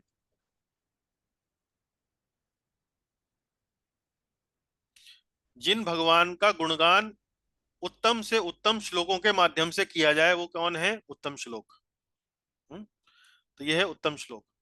भगवती उत्तम श्लोके, उत्तम श्लोक भगवान की भक्ति, भगवान भगवती भगवान उत्तम श्लोक की भक्ति, भक्तिर्भवती नैष्ठिकी। नैष्ठिकी, नैष्ठिकी शब्द किससे आया? निष्ठा से। निष्ठा मतलब, निष्ठा मतलब क्या? कौन बताएंगे? निष्ठा का मतलब क्या? अटल। अटल। श्रद्धा का बहुत दृढ़ हो जाना। हाँ, दृढ़ हो जाना, स्थिर हो जाना, स्थिर हो जाना। आपने कभी स्टॉक मार्केट में पूंजी निवेश किया है? सामान्यतः स्त्रियां जो है थोड़ा कम रुचि लेती हैं, लेकिन मैं फिर भी पूछने की धृष्टता कर बैठा हूँ। तो कभी किसी ने नहीं किया है तो मैं वही लेकिन यदि आप अपने पति देव से पूछें, मतलब या अपने पिता से, पति से, भाई से, जो सामान्य रूप से मुझे लगता है कि संभवतः करते होंगे, तो स्टॉक मार्केट में आपने ये समाचार सुने हैं कि जी स्टॉक मार्केट गिर गया या बहुत ऊंचा चला गया, इस प्रकार के समाचार सुने आपने? जी सुने प्रभु जी। कहने का मतलब ये है कि हमारी जो भक्ति है वो स्टॉक मार्केट की तरह चलती है आरंभिक अवस्था में, कभी ऊपर कभी नीचे, कभी ऊपर कभी नीचे, कभी ऊपर कभी नीचे। स्टॉक मार्केट भी ऐसे ही चलता है, कभी भाव ऊंचा है कभी नीचा है, कभी ऊंचा है कभी नीचा है, इस तरह चलता है। तो और निष्ठा, निष्ठा मतलब क्या है? स्थिर। तो हमारी भक्ति जो ऊंची नीची कभी उठा पटक इस तरह से चलती है, वो उठा पटक बंद हो जाती है और क्या हो जाती है? बिल्कुल स्टेबल, ना ऊपर ना गिरती है, ना बहुत ऊंची जाती है, अब वो ऊंचे स्तर पर स्थिर हो गई है। तो भगवान उत्तम श्लोक में अटल भक्ति स्थापित हो जाती है। तो यहाँ देखिए, ये जो 6वीं अवस्था है, भागवत पुस्तक का नियमित श्रवण तथा भक्तों की सेवा करना, इसको यहाँ पर विश्वनाथ चक्रवर्ती ठाकुर क्या कहते हैं? भक्ति। अगली अवस्था का क्या नाम है? पढ़िए माता जी, निधि माता जी पढ़िए जरा। नंबर 7 अनर्थापगमन। गमम, बाधाओं का विलुप्त गमम, अनर्थापगमम, अनर्थापगमम, बाधाओं का विलुप्त होना। हमारे अनर्थ जो है हमारे भक्ति के मार्ग में बाधा है, तो वो समाप्त हो जाते हैं। पढ़िए यहाँ नीचे क्या है। नामापराध सहित अमंगलकारी वस्तुएं पूर्णतः नष्ट हो जाती हैं। नष्ट हो जाती, ठीक है। और अगली क्या है, निष्ठा है। उत्तम निष्ठा। श्लोक भगवान में अटल भक्ति स्थापित हो जाती है। अब हम थोड़ी सी चर्चा करेंगे इस श्लोक पर, इस स्लाइड में पढ़िए। प्राय सारे अनर्थ नष्ट नहीं होते, कुछ रह जाते हैं। सारे अनर्थ तो प्रेम की अवस्था प्राप्त होने पर ही नष्ट होते हैं। यहाँ देखिए एक शब्द आया है, नष्ट प्रायेष्व अभद्रेषु। प्रायेष्व, प्रायेष्व मतलब लगभग लगभग, लगभग लगभग सारे नष्ट, सारे जो अभद्र हैं, अभद्रताएं हैं, वो नष्ट हो जाती हैं। और नित्यम भागवत सेवया, तो प्रायः, तो यहाँ इस स्लाइड में हम पहले आपको क्या बताएं, प्रायः शब्द जो है, प्रायेष्व, उस शब्द का क्या अर्थ है। मतलब सारे अनर्थ नष्ट नहीं होते हैं, कुछ छोटे मोटे अनर्थ जो हैं वो रह जाते हैं। जैसे कई बार अनर्थ जो है वो तो नष्ट हो जाता है, लेकिन हैबिट जो है वो चलती रहती है। व्यक्ति की कोई आदत होती है वो चलती रहती है, और वो कई बार आदतन जो है वो कई बार अपराध कर बैठता है। हालांकि भीतर अनर्थ जो है वो नष्ट हो गया है, लेकिन पुरानी आदत कोई है तो वो अपराध हो जाता है। तो सारे अनर्थ नष्ट नहीं होते, कुछ रह जाते हैं। सारे अनर्थ तो प्रेम की अवस्था प्राप्त होने पर ही नष्ट होते हैं। यानी कि भाव अवस्था तक भी ये छोटे मोटे जो अनर्थ हैं वो बने रहते हैं, वो चलते रहते हैं, लेकिन प्रेम की अवस्था प्राप्त होने पर अनर्थ जो है वो नष्ट हो जाते हैं, पूर्ण रूप से नष्ट हो जाते हैं। अगला पढ़े। भागवत सेवया, भक्त भागवत की सेवा, पुस्तक भागवत की सेवा अध्ययन। भागवत सेवा, नित्यम भागवत सेवा, नष्ट प्रायेष्व भद्रेषु नित्यम भागवत सेवया। नित्यम भागवत सेवा मतलब वो अपने भागवत की सेवा में नियमित रूप से स्थिर हो जाता है, दृढ़ हो जाता है। अब भागवत सेवा का यहाँ दो अर्थ है। भागवत शब्द के दो अर्थ हैं। भागवत शब्द का एक अर्थ है वह व्यक्ति जो बहुत बड़ा भक्त है, बहुत महान भक्त है, वो उसको भी भागवत कहते हैं। और दूसरा भागवत का अर्थ क्या है, पुस्तक श्रीमद् भागवत। तो दोनों की सेवा, तो भक्त की सेवा तो आप भक्त की कोई भी सहायता करें, भक्त के लिए कोई भी कार्य करें, तो उसको क्या कहा जाएगा, भागवत की सेवा या भक्त की सेवा। और पुस्तक भागवत की सेवा कैसे होती है, पुस्तक भागवत की सेवा होती है अध्ययन से, जो आप कर रहे हैं और हम भी कर रहे हैं। आप और हम मिलकर श्रीमद् भागवत पुस्तक का अध्ययन कर रहे हैं। यही वास्तव में श्रीमद् भागवत पुस्तक की सबसे महान सेवा है, भागवत सेवा। अब अगला पढ़े माता जी। निष्ठा की अवस्था में भक्त भगवान पर सरलता से ध्यान लगा पाता है। जिस प्रकार एक भूखा व्यक्ति भोजन पर एकाग्र होकर अपनी क्षुधा शांत करता है। आगे पढ़े। अन्य प्रलोभन उस व्यक्ति को डिगा नहीं पाते हैं। हाँ, तो हमने आपको निष्ठा का अर्थ बताया, भक्ति स्टेबल हो जाती है। अब उसका उदाहरण विश्वनाथ चक्रवर्ती ठाकुर अपनी टीका में देते हैं कि जैसे कोई व्यक्ति बहुत भूखा है, अब उसके सामने कोई भोजन की प्लेट लाकर रख दे, तो वो भोजन कैसे करेगा। क्या भोजन करते समय उसका ध्यान कहीं इधर उधर जाएगा निधि माता जी? नहीं जाएगा ना। अब उसको भूख बहुत लगी है और भोजन उसके सामने है, वो बड़ा आनंद पूर्वक उस भोजन को करेगा और पूरी तन्मयता से करेगा, कहीं भी उसका ध्यान जो है विचलित नहीं होगा। निष्ठा में यही अवस्था रहती है कि जब व्यक्ति जो है भगवान की भक्ति में बिल्कुल एकाग्रचित्त हो जाता है, एकाग्र हो जाता है, सरलता से ध्यान लगा लेता है। ध्यान लगाना मतलब कंसंट्रेट हो जाता है। तो ऐसे व्यक्ति को वो कह सकते हैं कि वो निष्ठा की अवस्था में है।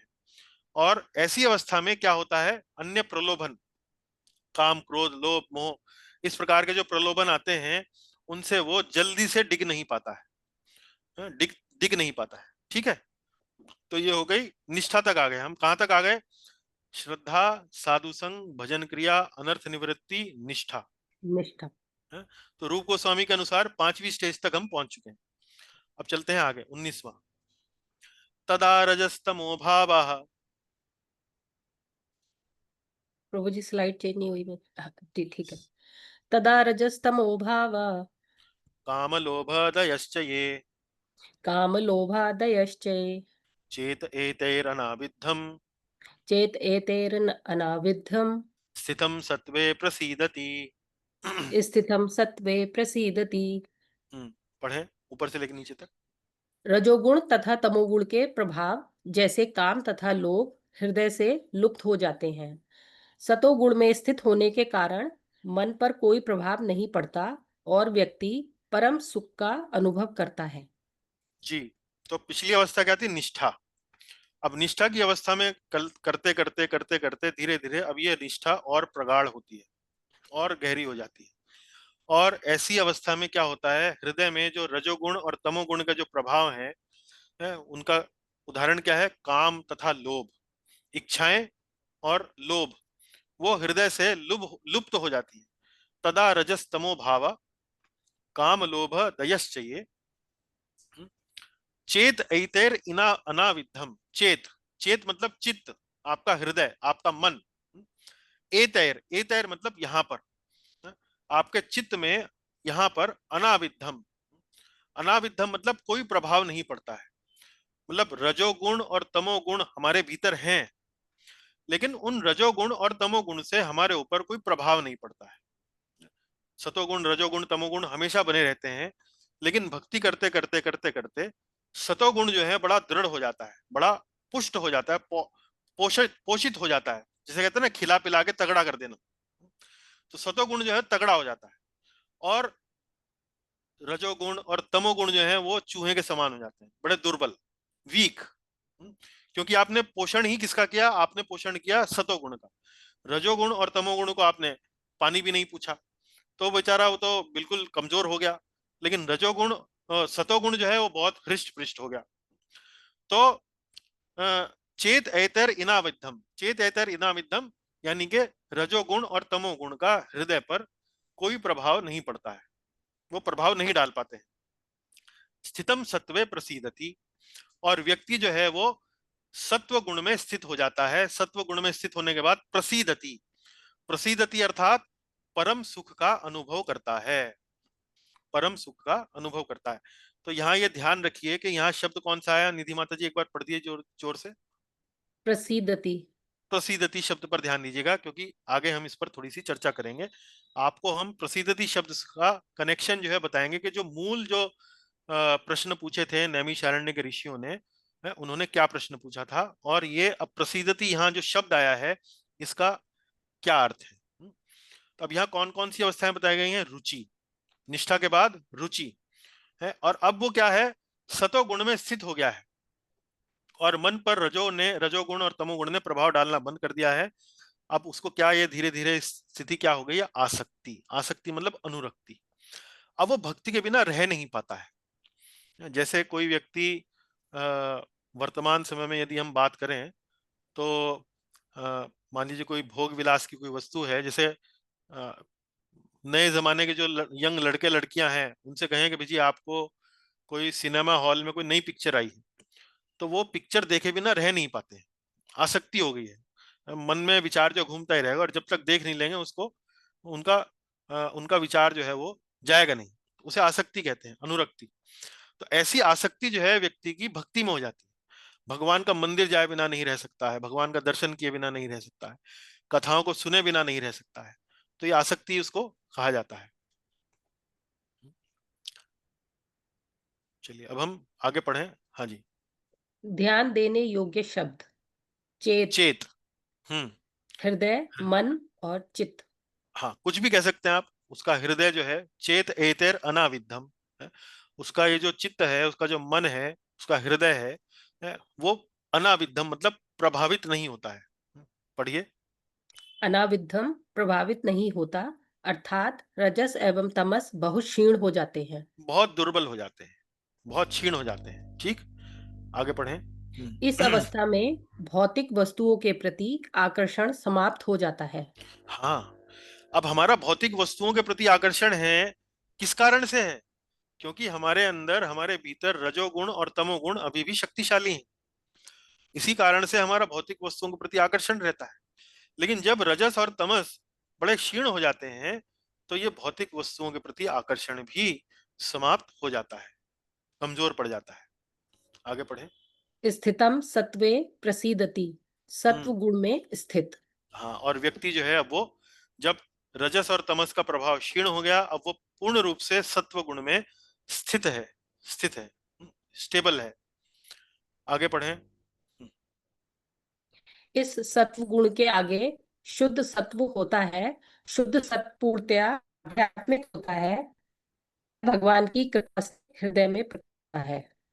अब आप ध्यान कीजिए, हमारी भक्ति रसामृत सिंधु की कक्षाएं, निधि माता जी आपको कुछ ध्यान आया? शुद्ध सत्व के बारे में हमने पढ़ा था। जी, जब हम कौन सी भक्ति पढ़ रहे थे तब पढ़ा था शुद्ध सत्व के बारे में, कुछ याद दिलाइए हमें। शुद्ध सत्व, हाँ, भाव भक्ति। शुद्ध सत्व की प्रथम किरण जो है वो कब प्रकट होती है हृदय में, कब उदय होता है उसका? भाव भक्ति स्टार्ट होती है। भाव भक्ति में। बहुत सुंदर, बहुत बढ़िया। तो अब आपको 2 गुलाब जामुन भेजने पड़ेंगे मोहनलाल जी, ठीक? हाँ, तो ये देखिए शुद्ध सत्व जो है, मैं जरा म्यूट कर रहा हूं आप सभी को।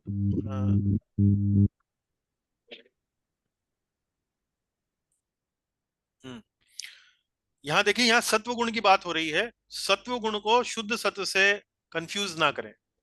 सत्व गुण तो भौतिक जगत के स्तर पर जो 3 गुण होते हैं, सत्व, रजस और तमस, तो सत्व गुण तो इन 3 भौतिक गुणों का भाग है।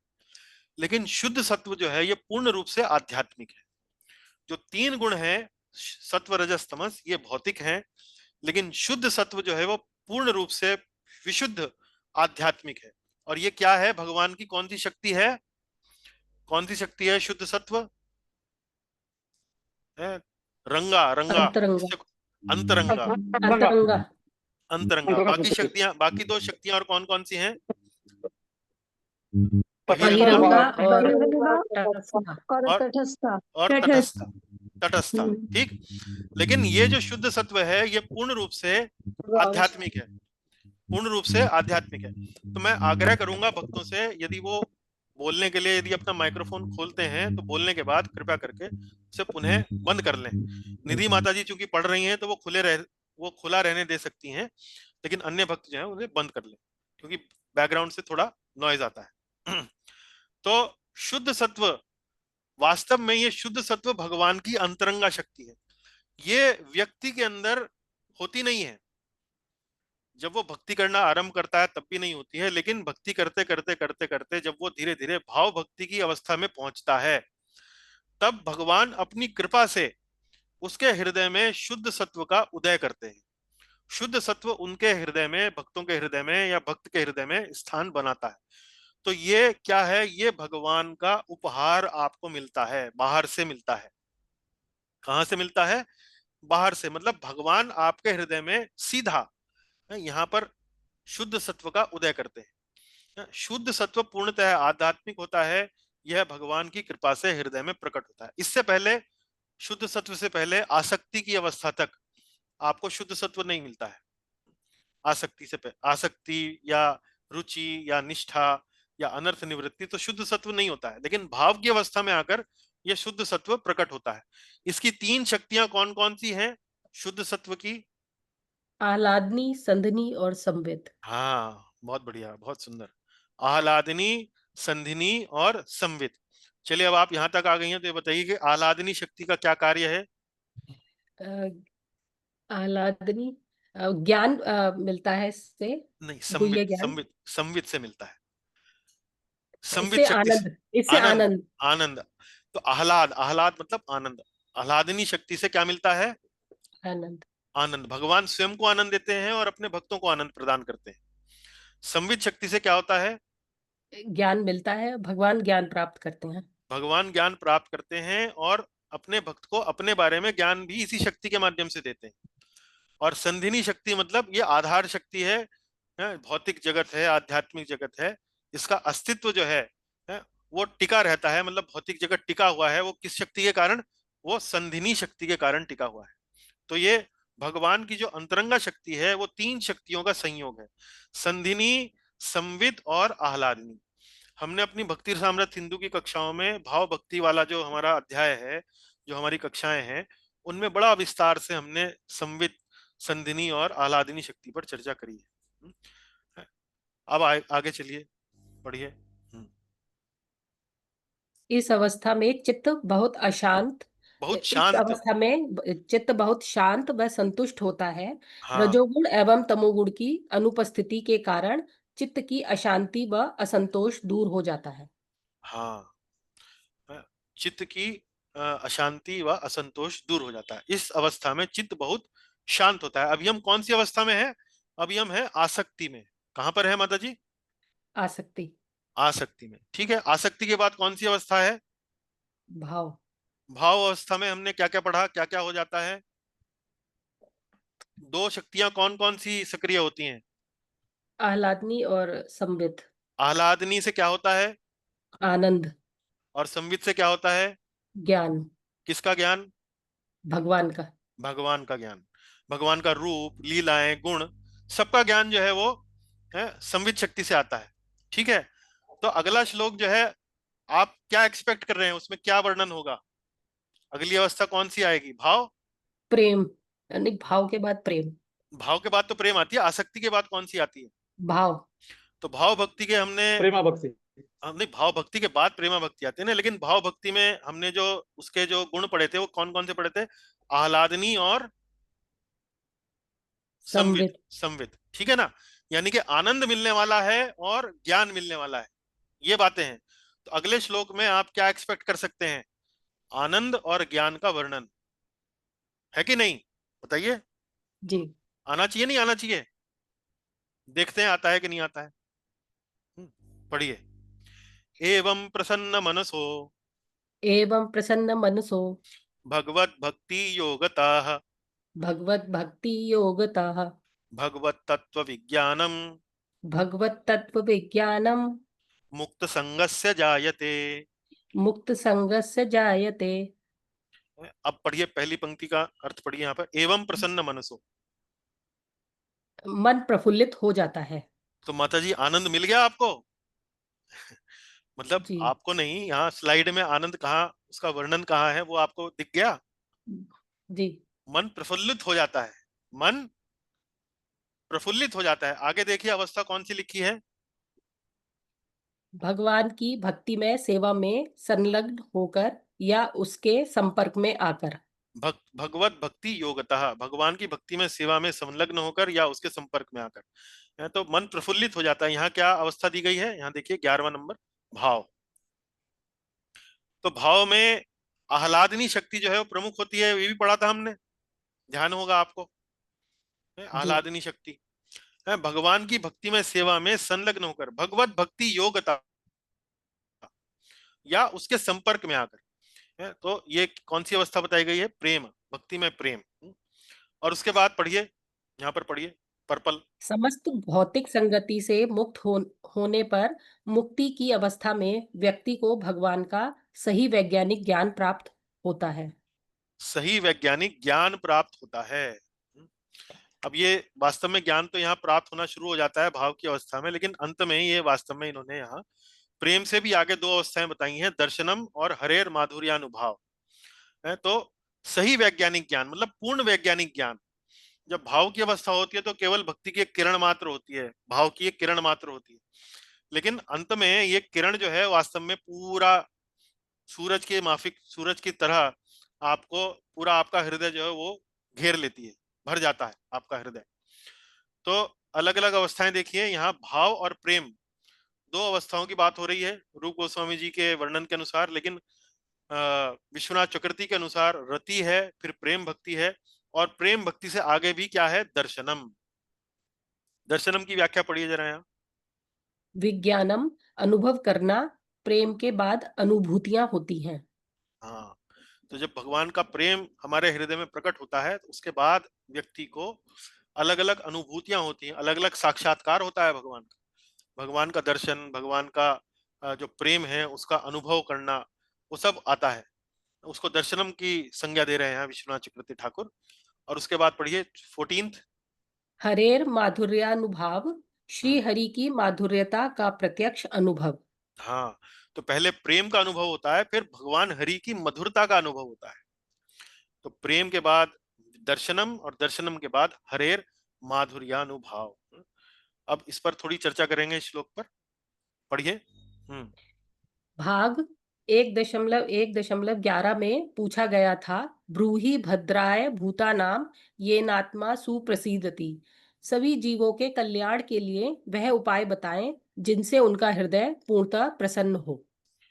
प्रसीदति, अभी मैंने आपको याद दिलाया था प्रसीदति शब्द को लेकर कि जी ध्यान रखिएगा प्रसीदति शब्द है। तो अब सूत गोस्वामी के उत्तर में यहाँ पर जैसे आप देख रहे हैं प्रसीदति शब्द आया है, वो कहां से आया है, क्यों आया है? क्योंकि मूल प्रश्न जो पूछा गया था, ब्रूहि भद्राय भूतानाम येन आत्मा सुप्रसीदति, सभी जीवों के कल्याण के लिए वह उपाय बताएं जिनसे उनका हृदय पूर्णतः प्रसन्न हो, जिनसे उनका मन, येन आत्मा सुप्रसीदति, वो उनका मन प्रसन्न हो।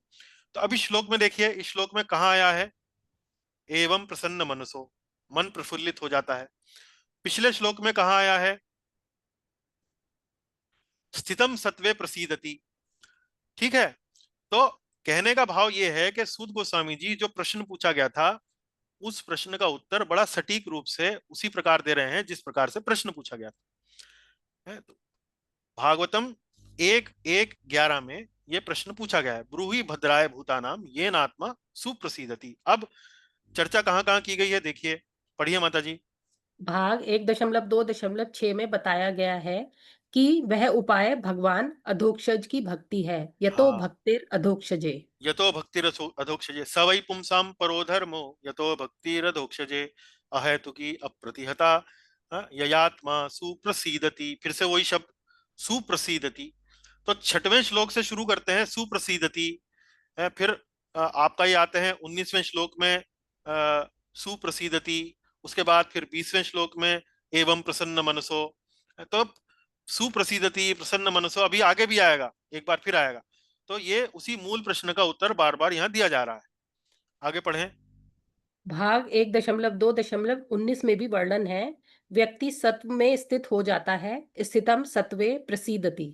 प्रसीदति, चलिए आगे पढ़ें। इस श्लोक में भी वर्णन है, व्यक्ति का मन सही मायने में प्रफुल्लित हो जाता है एवं प्रसन्न मनसो। सही मायने में, वास्तव में प्रफुल्लित हो जाता है।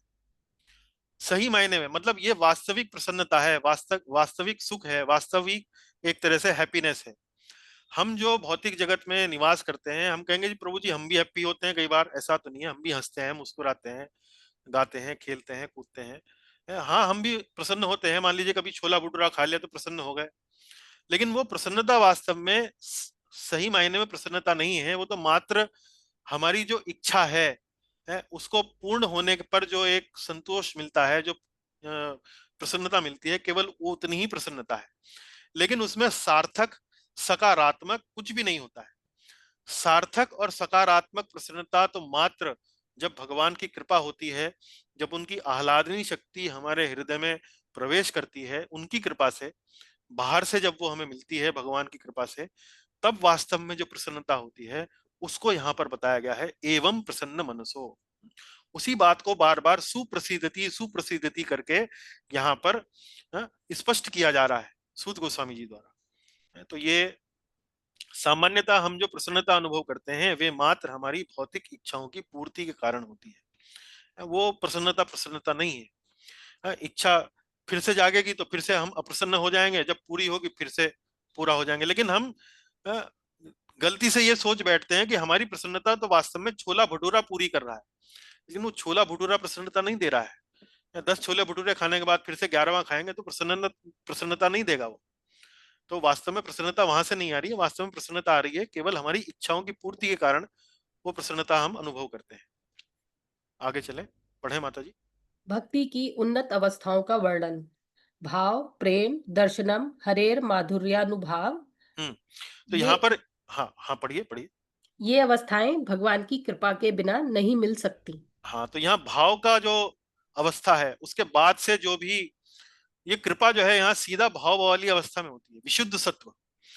अभी से कुछ श्लोक पहले हमने सत्व स्थितम सत्वे प्रसीदति ये पढ़ा था, लेकिन अब यहाँ 20वें में जो पढ़ रहे हैं ये भाव, प्रेम और आपका दर्शनम, हरेर माधुर्यानुभाव, ये जो अवस्थाएं हैं इनमें भगवान की कृपा से आप लैस हैं और भगवान की कृपा के कारण ही ये अवस्था आपको मिलती है। ये कृपा आपको मिलनी कहाँ से शुरू हो जाती है? भाव से, भाव वाली अवस्था से। उसके बाद ये धीरे धीरे प्रगाढ़ होती है, आगे बढ़ती है। पढ़ें। नारद मुनि ने इस अध्याय में वर्णित भक्ति की अवस्थाओं का अनुभव किया। हाँ, अभी 5वें अध्याय में देखिए हम नारद मुनि के बारे में भी चर्चा करेंगे। वहां पर देखेंगे कि नारद मुनि ने अपनी भक्ति में प्रवेश कैसे किया। एक दासी के पुत्र थे, उनके घर में 4 भक्ति वेदांत ऋषिगण जो हैं, साधुगण जो हैं वो आते हैं और नारद मुनि की माता जो है उनकी सेवा टहल करती हैं। नारद मुनि भी अपनी माता के पीछे पीछे उनकी सेवा करते हैं, उनका उच्छिष्ट खाते हैं, उनका झूठा जो प्रसाद है बचा हुआ वो खाते हैं, उनके सानिध्य में रहकर, संगति में रहकर कथाएं श्रवण करते हैं। इस प्रकार से नारद मुनि की भक्ति परिपक्व होती है और अंत तो गत्वा आप देखते हैं कि वो भाव और लगभग प्रेम की अवस्था तक पहुंच जाते हैं। वो वर्णन आप देखेंगे, इसी तरह से वो अलग अलग अवस्थाओं का वर्णन वहां पर आप उनके जीवन में देखेंगे। समान भगवान का साक्षात दर्शन भी व्यक्ति जो है भाव प्रेम की अवस्था में करता है। अपने मन में भी कर सकता है और प्रत्यक्ष रूप से भी कर सकता है। प्रत्यक्ष रूप से भगवान का दर्शन किया ऐसे किसी एक भक्त का उदाहरण बताएं। भागवत में कथा आती है उनकी, प्रत्यक्ष ध्रुव भगवान ध्रुव ध्रुव महाराज, ध्रुव महाराज है ना, ध्रुव महाराज। ध्रुव महाराज ने भगवान हरि का साक्षात दर्शन किया अपने सामने। लेकिन भाव की अवस्था में, प्रेम की अवस्था में भक्त जो है वो अपने मन में भी उनको देख सकता है और भगवान की कृपा हो तो साक्षात भी देख सकता है। आगे पढ़ें। भगवत तत्व विज्ञानम, ज्ञान मुक्त संग वैराग्य। हाँ, तो यहाँ इस श्लोक में दो शब्द आए हैं, भगवत तत्व विज्ञानम, ज्ञान, और मुक्त संग। मुक्त संग मतलब भौतिक वस्तुओं के प्रति अलगाव, भौतिक वस्तुओं के प्रति एक तरह से क्या कहेंगे, आसक्ति ना होना, अनासक्त हो जाना। तो ज्ञान और वैराग्य भक्ति में अपने आप मिलते हैं।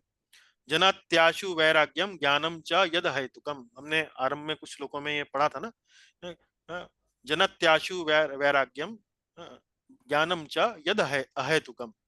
जहां हमने 1-2-6 में 1-2-6 में 1.2.6 में सवई पुंसाम परो धर्मा ये पढ़ा था। उसके बाद फिर अगला जो श्लोक था, मुझे ऐसा ध्यान पड़ता, उसमें वहीं पर हमने पढ़ा था ज्ञानम च यद अहेतुकम।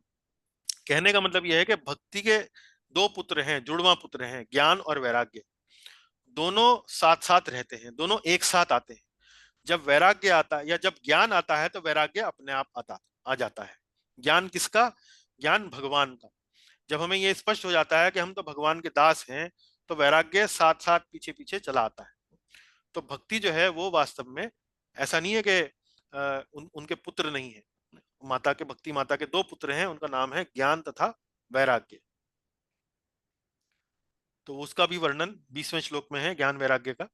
अब ये देखिए, ये टेबल, ये तालिका आपके लिए यहाँ पर विशेष रूप से बनाई गई है ताकि आप विश्वनाथ चक्रवर्ती ठाकुर द्वारा जो भक्ति की 14 अवस्थाएं बताई गई हैं उनका आप अवलोकन कर सकें, और उनका मिलान किया गया है जो अवस्थाएं रूप गोस्वामी जी ने बताई। तो विश्वनाथ चक्रवर्ती ठाकुर ने पहली सताम कृपा, महत सेवा, ये रूप गोस्वामी जी की लिस्ट में नहीं है। और फिर श्रद्धा, वो रूप गोस्वामी जी की लिस्ट में है। इस प्रकार गुरु पाद आश्रय को रूप गोस्वामी जी साधु संग बोलते हैं। भजनेशु स्पृहा को रूप गोस्वामी भजन क्रिया बोलते हैं। उसके बाद बीच में भक्ति का एक अवस्था दी गई है जिसमें श्रवण कीर्तन जो है वो व्यक्ति करता है, भक्तों की सेवा करता है। नित्यम भागवत सेवया, अनर्थापगमम, अनर्थ निवृत्ति, निष्ठा निष्ठा, रुचि रुचि, आसक्ति आसक्ति, रति, विश्वनाथ चक्रवर्ती ठाकुर रति बोलते हैं और उसी को रूप गोस्वामी जी भाव कहते हैं। प्रेम प्रेम, और फिर आगे की 2 और अवस्थाएं, दर्शनम, भगवान का दर्शन, और फिर हरेर माधुर्य अनुभव, भगवान की मधुरता का आस्वादन। तो इस प्रकार से ये 9 अवस्थाओं को यहाँ पर दिखाया गया है 14 अवस्थाओं के साथ रख के। चलिए 21वां श्लोक, आज का सेकंड लास्ट। भिद्यते हृदय ग्रंथिस, भिद्यते हृदय ग्रंथिस, छिद्यन्ते सर्व संशयाः, छिद्यन्ते सर्व संशयाः, क्षीयन्ते चास्य कर्माणि, क्षीयन्ते चास्य कर्माणि, दृष्ट एवात्मन ईश्वरे। दृष्ट एवात्मनीश्वरे। पढ़िए यहाँ से। हाँ। इस प्रकार हृदय की ग्रंथि भिद जाती है, सारे संशय विनष्ट हो जाते हैं, कर्मों के बंधन क्षीण हो जाते हैं। जब मनुष्य हृदय में आत्म स्वरूप श्री भगवान का साक्षात्कार करता है। हाँ, अब पिछले श्लोक में हमने देखा भाव, रति और प्रेम और दर्शनम हरेर माधुर्यानुभाव, यानी कि भगवान की कृपा हो चुकी है अब इस भक्त के ऊपर। भगवान अपना दर्शन या तो हृदय के भीतर से देते हैं या साक्षात सामने प्रकट होकर देते हैं। तो जब भगवान का दर्शन ही हो गया तो कुछ संशय रह गया? निधि माता जी, कोई संशय रह गया? नहीं। है? लोग बाग चर्चा करते हैं, क्या भगवान का अस्तित्व है? Does God exist? क्या भगवान एक निराकार ब्रह्म ज्योति हैं? क्या भगवान कोई वृद्ध व्यक्ति हैं? क्या भगवान ऐसे हैं? क्या भगवान वैसे हैं? अनेक अनेक प्रकार के संशय लोगों के मन में उनको भ्रमित करते रहते हैं।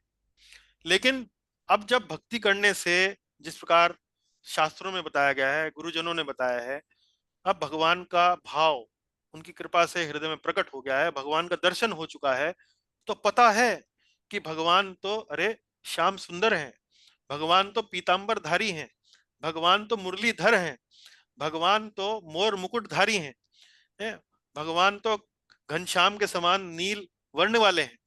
अनेक अनेक भगवान के गुण रूप लीलाएं सब जो हैं व्यक्ति को भगवान की कृपा से, उनकी संवित शक्ति से आपके हृदय में वह ज्ञान उपस्थित हो जाता है, उदय हो जाता है, तो सारे संशय विनष्ट हो जाते हैं, कोई संशय नहीं रह जाता। साक्षात आपने दर्शन कर लिया, साक्षात भगवान की कृपा हो गई आपको, साक्षात भगवान ने अपना ज्ञान आपके हृदय में ट्रांसमिट कर दिया।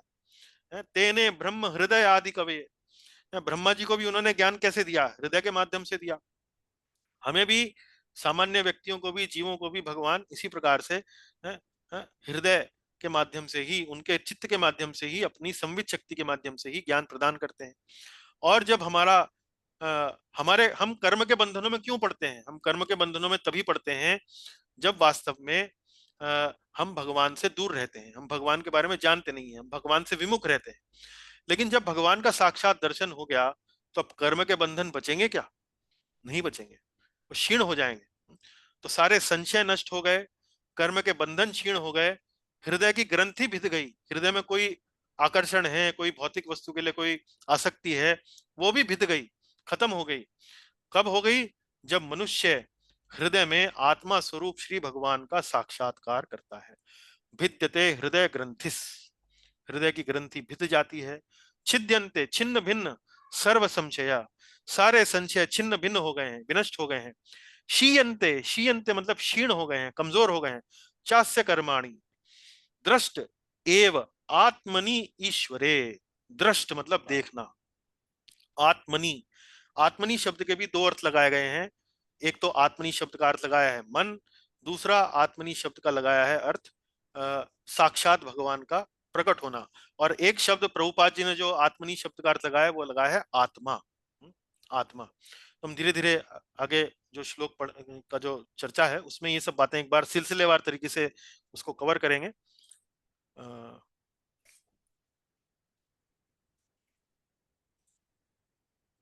पढ़िए माता जी बार बार एक एक करके। हाँ जी।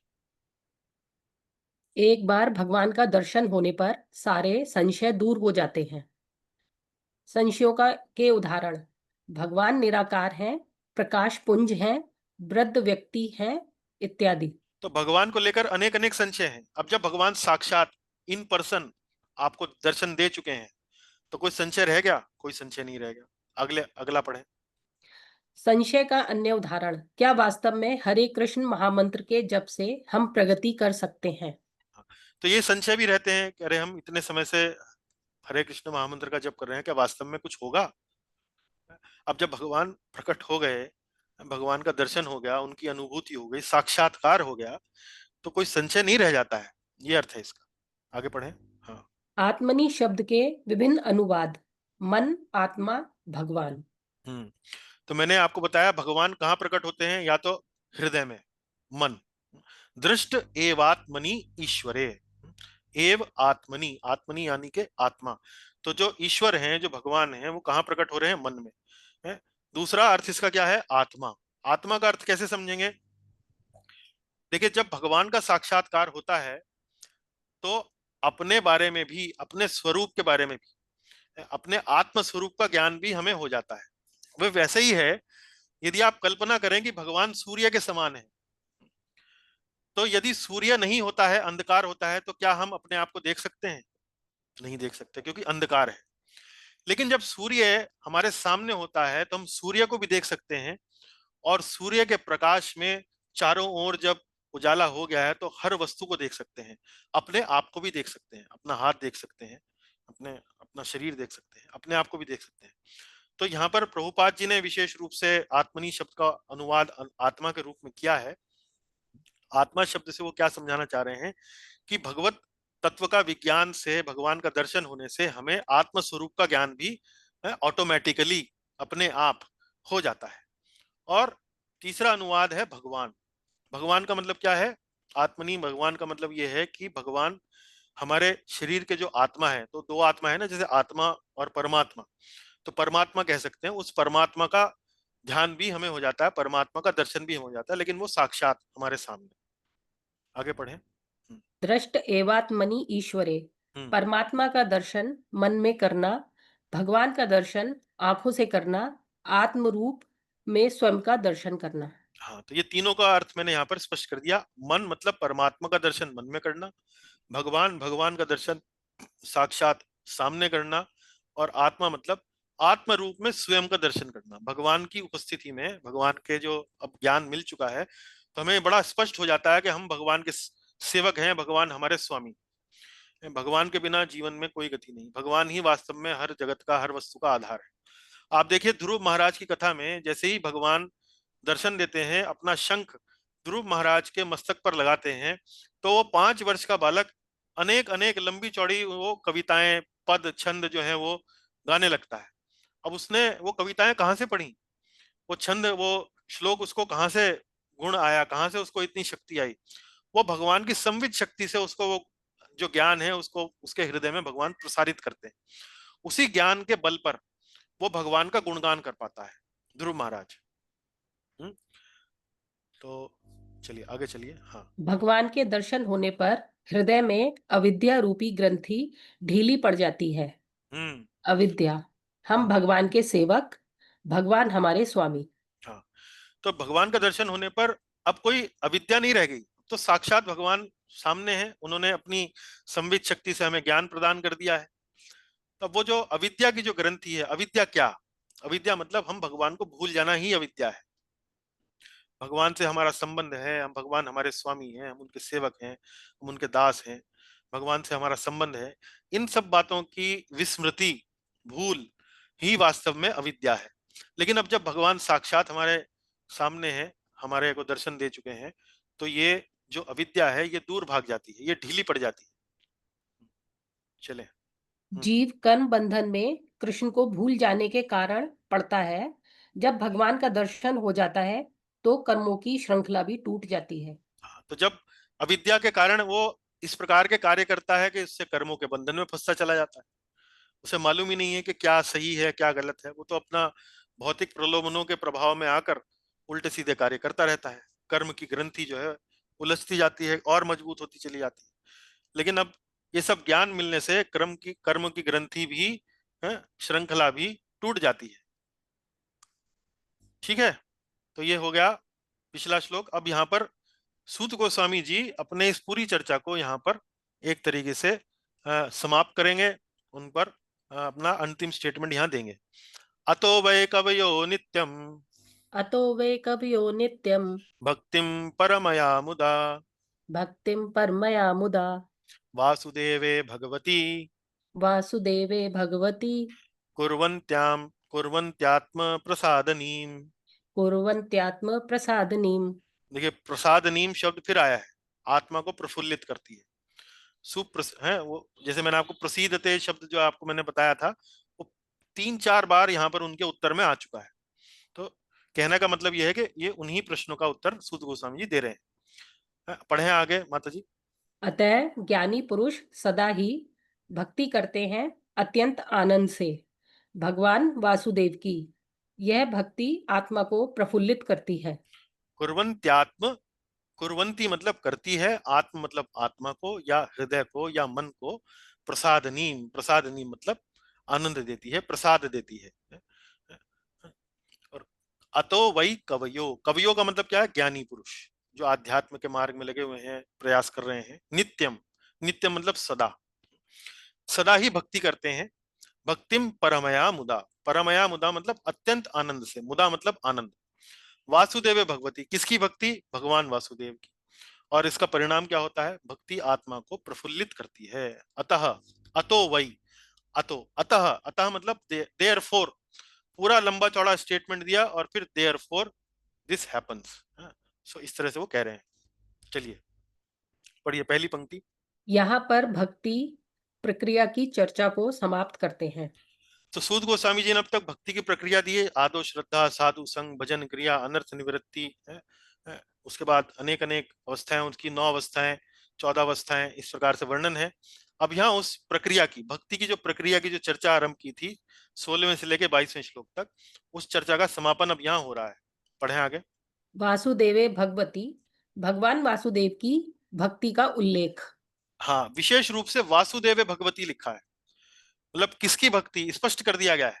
वासुदेव भगवती, भगवान वासुदेव की भक्ति, यानी कि भगवान श्री कृष्ण की भक्ति। आगे चलें। आत्म प्रसाद, आत्मा को प्रफुल्लित करने वाली, मन को प्रफुल्लित करने वाली।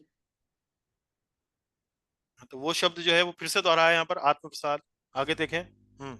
साधन भक्ति के स्तर पर भी भक्ति मन को प्रफुल्लित करती है। हाँ, तो ये ऐसा नहीं है कि ये सिर्फ भाव के स्तर पर या उसके बाद प्रेम और दर्शनम, इन स्तरों पर ये प्रफुल्लित करती है। नित्यम शब्द का अर्थ यहाँ पर है, श्लोक में नित्यम शब्द आया है। अतो वही कवयो नित्यम भक्तिम परमया मुदा, तो नित्य भक्ति करते हैं। और भक्ति भी साधन भक्ति, मतलब जो हम सामान्य रूप से जो भक्तगण हैं वो साधन भक्ति में लगे हुए हैं, उसमें भी भक्ति जो है वो मन को प्रफुल्लित करने वाली होती है, मन को आनंद देने वाली होती है। तो ये आज की कक्षा है और कक्षा को यहीं विश्राम देंगे। तो अगली कक्षा में हम 23 से लेकर 29वें श्लोक तक चर्चा करेंगे। पिछले विभाग में, मतलब इस विभाग में भक्ति का गुणगान किया है, अगले विभाग में भगवान की परम महिमा, आराध्य, भगवान को परम आराध्य के रूप में स्थापित उनको करेंगे। जैसे यहीं पर ही बोल दिया है वासुदेव भगवती, भगवान वासुदेव की भक्ति। अब अगले श्लोकों में उन्हीं भगवान वासुदेव की भक्ति के बारे में गुणगान किया जाए। तो इसी के साथ विश्राम। शिल प्रभुपाद जी की जय, ग्रंथराज श्रीमद् भागवतम की जय, शिल विश्वनाथ चक्रवर्ती ठाकुर की जय, शिल श्रीधर स्वामी प्रभुपाद की जय। कोई प्रश्न हो आपका, कोई टीका टिप्पणी हो, चर्चा कर सकते हैं। बहुत बहुत धन्यवाद। हरे कृष्णा प्रभु जी। जी माता जी, हरे प्रणाम प्रभु जी। दंडवत माता जी। कक्षा बहुत अच्छी रही, क्योंकि आपने हर श्लोक किस प्रकार से लिंक हो रहा है, ये बात मुझे बहुत ही सुंदर लगी, क्योंकि हम अपने आप पढ़ते हैं तो हम ये नहीं कर पाते हैं। हाँ, तो गुरु की आवश्यकता है। हाँ, मैं भी किस लिए कर पा रहा हूँ, क्योंकि मैंने श्रीधर स्वामी की टीका में और विश्वनाथ चक्रवर्ती ठाकुर प्रभुपाद की टीका में ये विशेष गुण मुझे देखने को मिलता है कि वे एक श्लोक का दूसरे श्लोक से जुड़ाव जो है वो करके बताते हैं।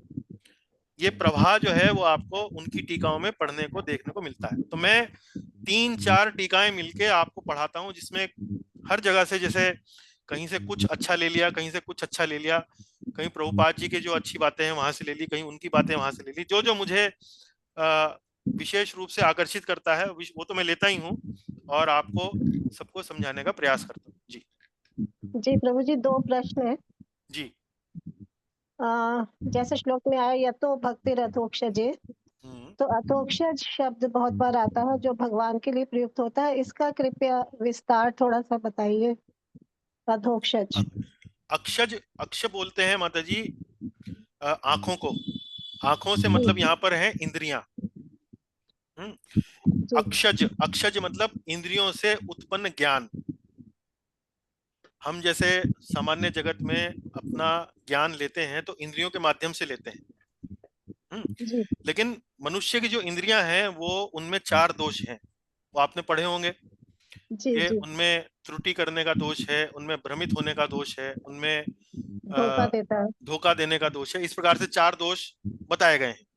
तो इंद्रियों के माध्यम से जो हम ज्ञान लेते हैं उनमें त्रुटि होती है। तो भगवान अधोक्षज का मतलब यह है कि भगवान इंद्रियों से मिलने वाले ज्ञान से परे हैं, ऊपर हैं। उनका ज्ञान जो है वो दिव्य ज्ञान है। तो ये इसका अधोक्षज शब्द का अर्थ है।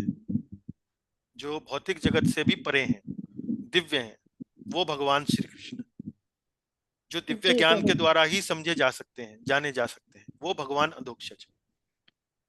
जी प्रभु जी। और दूसरा यह है, जैसे हमने डिटेल में जो आपने समझाया, हमने जाना कि प्रेम और भक्ति के बाद दर्शन की अवस्था आती है। हाँ, अब वो विश्वनाथ चक्रवर्ती लेकिन ठाकुर जी ने लिखा है, इन्होंने और भी पुस्तकें लिखी हैं, जैसे आपका भक्ति साम्राट सिंधु के बाद उन्होंने भक्ति साम्राट सिंधु बिंदु करके एक पुस्तक लिखी है। उसके बाद उज्जवल नीलमणि लिखी है, जिनमें उन्होंने प्रेम भक्ति की और उन्नत अवस्थाओं के बारे में विशेष चर्चाएं करी हैं। तो ये थोड़े से और एडवांस टॉपिक हो गए, मतलब हम जैसे जो सामान्य भक्त हैं उनके लिए थोड़ा सा आगे की बातें हैं। तो इसलिए उन पर बहुत ज्यादा तो मुझे भी नहीं मालूम है, लेकिन अगर आपको और जानकारी चाहिए तो इन पुस्तकों में आपको वो जानकारी मिल सकती है। जी, तो लेकिन आजकल हम देखते हैं कि बहुत से लोग ऐसे ही बोलते हैं कि मुझे सपने में भगवान के दर्शन हुए, इस तरह की जो बातें करते हैं, तो वो कैसे कर पाते हैं, उसका क्या आधार रहता है? देखिए, इस प्रकार का जो वर्णन हमको मिलता है लोगों की बातों से सुनने में, कई बार वो मन का भ्रम भी होता है। क्योंकि मैंने आपको बताया ना, भक्ति जो है, शुद्ध भक्ति भगवान की बड़ी दुर्लभ है। बड़ी दुर्लभ का मतलब क्या है कि जल्दी से भगवान देते नहीं है किसी को। जी जी। जल्दी से वो अपनी भक्ति को किसी को देते नहीं है। तो इसमें ये मान लेना कि उस व्यक्ति की बात जो है वो सही है, उचित है, तो वो थोड़ा सा हमें संशय की दृष्टिकोण से देखना चाहिए। उसके ऐसे व्यक्ति के हमें और गुणों पर भी ध्यान देना चाहिए। क्योंकि यदि कोई व्यक्ति ऐसा कह रहा है कि उसे दर्शन हो गए हैं और वगैरह वगैरह इस प्रकार का वर्णन दे रहा है, तो भाई देखिए कि वो उसका आचरण वास्तव में कैसा है। क्या अन्य उसके जो आचरण हैं, क्या वो भी भगवत भक्ति या प्रेम भक्ति या भाव भक्ति के आचरणों से उनका कोई मिलान है कि नहीं है। भक्ति साम्राट सिंधु में इस बात का वर्णन रूप गोस्वामी जी ने बड़ा विस्तार से किया है कि जो शुद्ध भक्त है या जो भाव भक्त है या जो प्रेम भक्त है, उसके लक्षण कौन से हैं। उसके 9 लक्षण, 9-10 लक्षण दिए हैं। आप पुस्तक पढ़ेंगी तो उसमें 9-10 लक्षण दिए हैं। केवल शारीरिक लक्षण देखकर अश्रु आ रहे हैं और वो आवाज कंपा रही है, इन लक्षणों को देखकर बात नहीं की जाती है। अन्य लक्षण देखे जाते हैं, कितना समय लगा रहा है वो भक्ति में, कितना निष्ठा से वो भक्ति कर रहा है, और पूरी सूची दी गई है उसमें। तो इस तरह से उसको डबल चेक या क्रॉस चेक करना चाहिए। उसकी बात को मानने से पहले डबल जी, क्रॉस चेक करना चाहिए। तो उस पर बहुत ज्यादा ध्यान नहीं देना चाहिए। जी धन्यवाद प्रभु जी। हरे कृष्ण। जी, धन्यवाद। रुचि जी भी अपना हाथ खड़ा कर रही हैं, मोहनलाल जी भी खड़ा कर रहे हैं, तो बारी बारी से पूछ सकते हैं। रुचि जी, आप पूछना चाहें पूछिए। हरे कृष्ण प्रभु जी, दंडवत प्रणाम। दंडवत माता। मैंने तो आज आपको फर्स्ट क्लास अटेंड किया है। अच्छा इफ यू जी। रिमेम्बर, मैंने आपको मैसेज भी किया था, तो हाँ रियली जी, this is my Ruchi first class. Yes, Agarwal ji, नहीं आपने सरनेम कुछ और बताया था। रुचि सिंगला, रुचि सिंगल लिखते हैं, मतलब it's like Singla and single, it's all हाँ, लेकिन सेम। आपका ईमेल में रुचि अग्रवाल है शायद। हाँ, वो मेरा अग्रवाल से बना हुआ, बट मैं रुचि हाँ, सिंगल ही हूँ। यस, ठीक है, ठीक है जी, बहुत यस। बहुत स्वागत है आपका। जी thank you so much Prabhu जी, बहुत जी अच्छा लगा मुझे। I am from Gurgaon, Gurgaon से हूँ मैं, और बहुत जी अच्छी लगी मुझे आपकी जी। Class. This is my first class, मतलब वेरी चलिए lovely experience with your session. Very nicely explained all the shlokas and many important words you explained very nicely. Okay, Really very thank very very transformative Prabhu ji. I will try to be मतलब regular in your classes. You. चलिए, बहुत बहुत धन्यवाद। Yes, किसी वजह thank से you आप so ना आ much. पाए तो recording YouTube channel yes yes Gita Prabhu ji, Gita online बहुत सारा स्टडी पे। होमवर्क मिल गया है, आपने बहुत सारी शेयर किए हैं। आई गॉट जी लॉट जी, ऑफ होमवर्क। चलिए मैं पढ़ रही हूँ प्रभु जी। इट विल चलिए, टेक टाइम। ठीक यस, है, thank you so much Prabhu ji. I have to drop off the session, no and thank problem. You so much. Okay, thank you ठीक सो है। मच। अच्छा जी, ओके, धन्यवाद हरे धन्यवाद। Krishna to all the devotees Hare and to Krishna. Everyone. Thank you. जी, मोहनलाल जी, आपकी बारी। जी पूछिए, unmute कर लीजिए। हरे कृष्णा प्रभु जी। हाँ दंडवत पूछिए, प्रणाम। दंडवत जी। जी हाँ प्रभु जी, ये पुण्य तिथि निवेशनाथ जो है दिया हुआ है 16 नंबर में, श्लोक नंबर 16 में, तो इसमें पुण्य तिथि जो इसमें पुण्य तीर्थ अलग अलग तो आता है ना। हाँ पुण्य पुण्य तीर्थ, तीर्थ, हाँ इसमें अलग शब्द भी लग सकता है ना प्रभु जी? उसमें अलग, अनघ, अनघ, हाँ हाँ मतलब अनघ मतलब पाप रहित, हाँ, पापों से मुक्त, पापों से मुक्त, हाँ जी अनघ। हाँ तो अनघ शब्द मतलब पुण्य, पुण्य का मतलब अनघ मतलब पाप रहित, ये कह सकते हैं आप। तो हाँ, ऐसे ही पापों से मुक्त है। हाँ, तो प्रभुपाद जी ने पुण्य शब्द का जो अनुवाद किया है, जहां तक मुझे ध्यान पड़ता है, वो निष्पाप, निष्पाप, पाप रहित, इस तरह से ही पुण्य शब्द का उन्होंने अनुवाद किया है। तीर्थ का अनुवाद उन्होंने किया है भगवान के भक्त।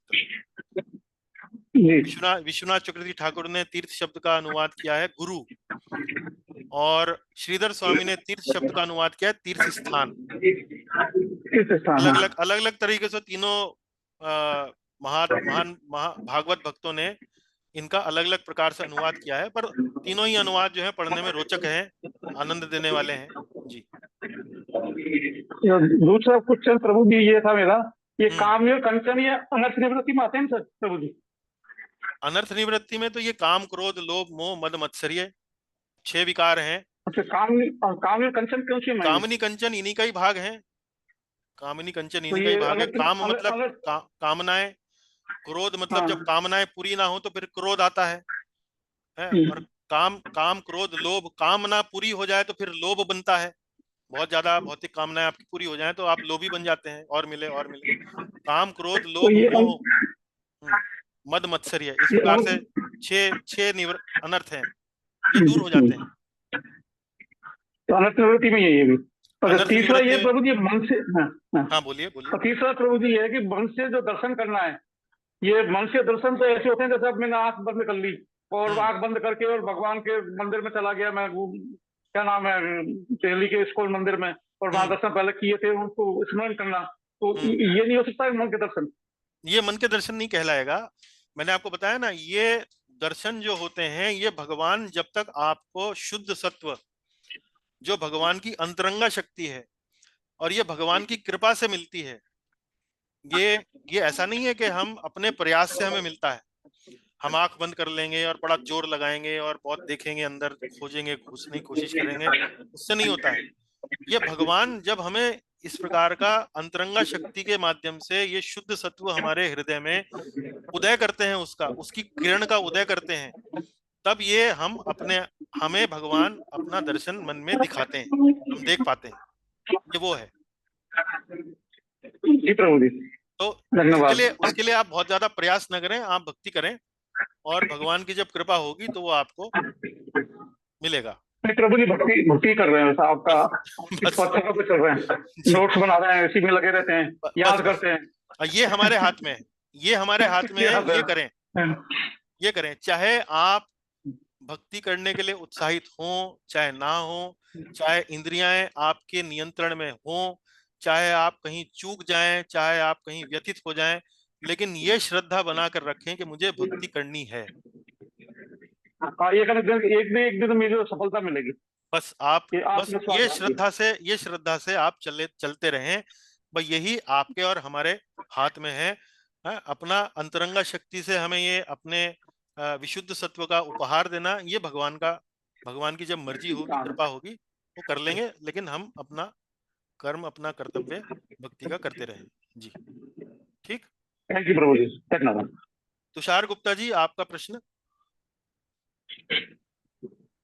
हरे कृष्णा प्रभु जी, मैं तुषार हूँ, मैं आभा गुप्ता जी का बेटा हूँ। अच्छा जी, बहुत बहुत तो स्वागत। मम्मी ने जो है वो लिंक शेयर करा था, वो बहुत तारीफ कर रही थी, तो मैंने आज मुझे मौका मिल गया तो मैंने सुन लिया। जी। और मैं बिना धन्यवाद करे नहीं जाना चाह रहा था। मेरे अच्छा पास अच्छा कोई सवाल नहीं है, अच्छा लेकिन अच्छा मैं बहुत बहुत बहुत धन्यवाद करना चाह रहा था। मैं एक दूसरी चीज ये पूछना चाह रहा था प्रभु जी कि आप जी कोई क्लास इस टाइम से थोड़ा पहले भी करते हैं क्या? क्योंकि मैं इंडिया में नहीं रहता हूँ, मैं जी। सिडनी में रहता हूँ। मेरी जो बुधवार को कक्षा होती है वो हिंदी भाषा में होती है। उसमें इंडिया टाइम 4:30 बजे से लेकर 5 बजे तक हम भागवत के श्लोकों को याद करने को लेकर, स्मरण करने को लेकर कक्षाएं करते हैं। उसमें अभी जो हम कक्षाएं ले रहे हैं, उसमें भागवत के प्रथम 3 श्लोकों को स्मरण करने की युक्ति, तरकीब, वो सब सिखा रहे हैं, बता रहे हैं। क्योंकि भागवत हाँ जी। में बहुत सारे जो श्लोक हैं अनेक अनेक अलग अलग प्रकार के छंदों में लिखे हुए हैं, तो छंदों का भी थोड़ा सा ज्ञान, थोड़ी सी जानकारी होना आवश्यक है। तो इसलिए हमने आरंभ में कुछ 3-4 कक्षाएं छंदों को लेकर भी करी हैं, और आगे भी जैसे जैसे मान लीजिए छंद कोई नया आ जाता है तो उसकी कक्षाएं भी हम करते रहेंगे। पर मुख्य रूप से ये जो आधा घंटा है 4:30 से 5 श्लोक स्मरण को समर्पित है। उसके बाद 5 बजे से लेकर 6:30 बजे तक का समय हमने निर्धारित किया है भागवत के गहन अध्ययन पर, जिसमें हम भागवत के जो श्लोक हैं उनका गहन अध्ययन करते हैं, उनको समझने का प्रयास करते हैं, एक प्रवाह जो भागवत का है उसको थोड़ा सा स्पष्ट करने का प्रयास करते हैं। इस तरह से हम चलते हैं और समझने का, समझाने का प्रयास करते हैं। जी तो जी मेरा बहुत बढ़िया, मेरा क्वेश्चन ये था कि क्या कहते हैं, कोई क्लास ऐसी भी होती है जो इस टाइम से थोड़ा पहले होती है? नहीं, क्योंकि उससे मैं पहले नहीं समझ, है जी, उससे पहले नहीं अच्छा है। उससे पहले, ठीक है। बुधवार को नहीं है।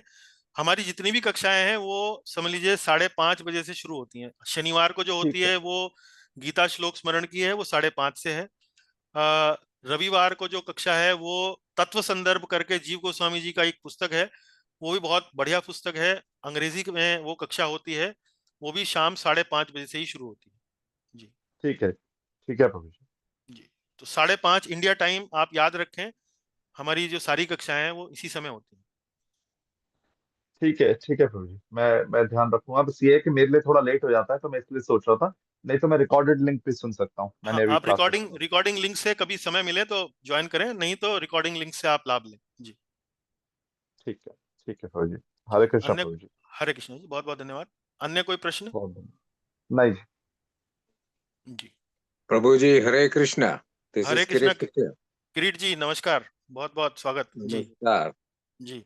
Very nice class. Do you use the same link for all the classes on Wednesday, Saturday, Sunday? For invitation for zoom? Zoom. हाँ, सेम लिंक।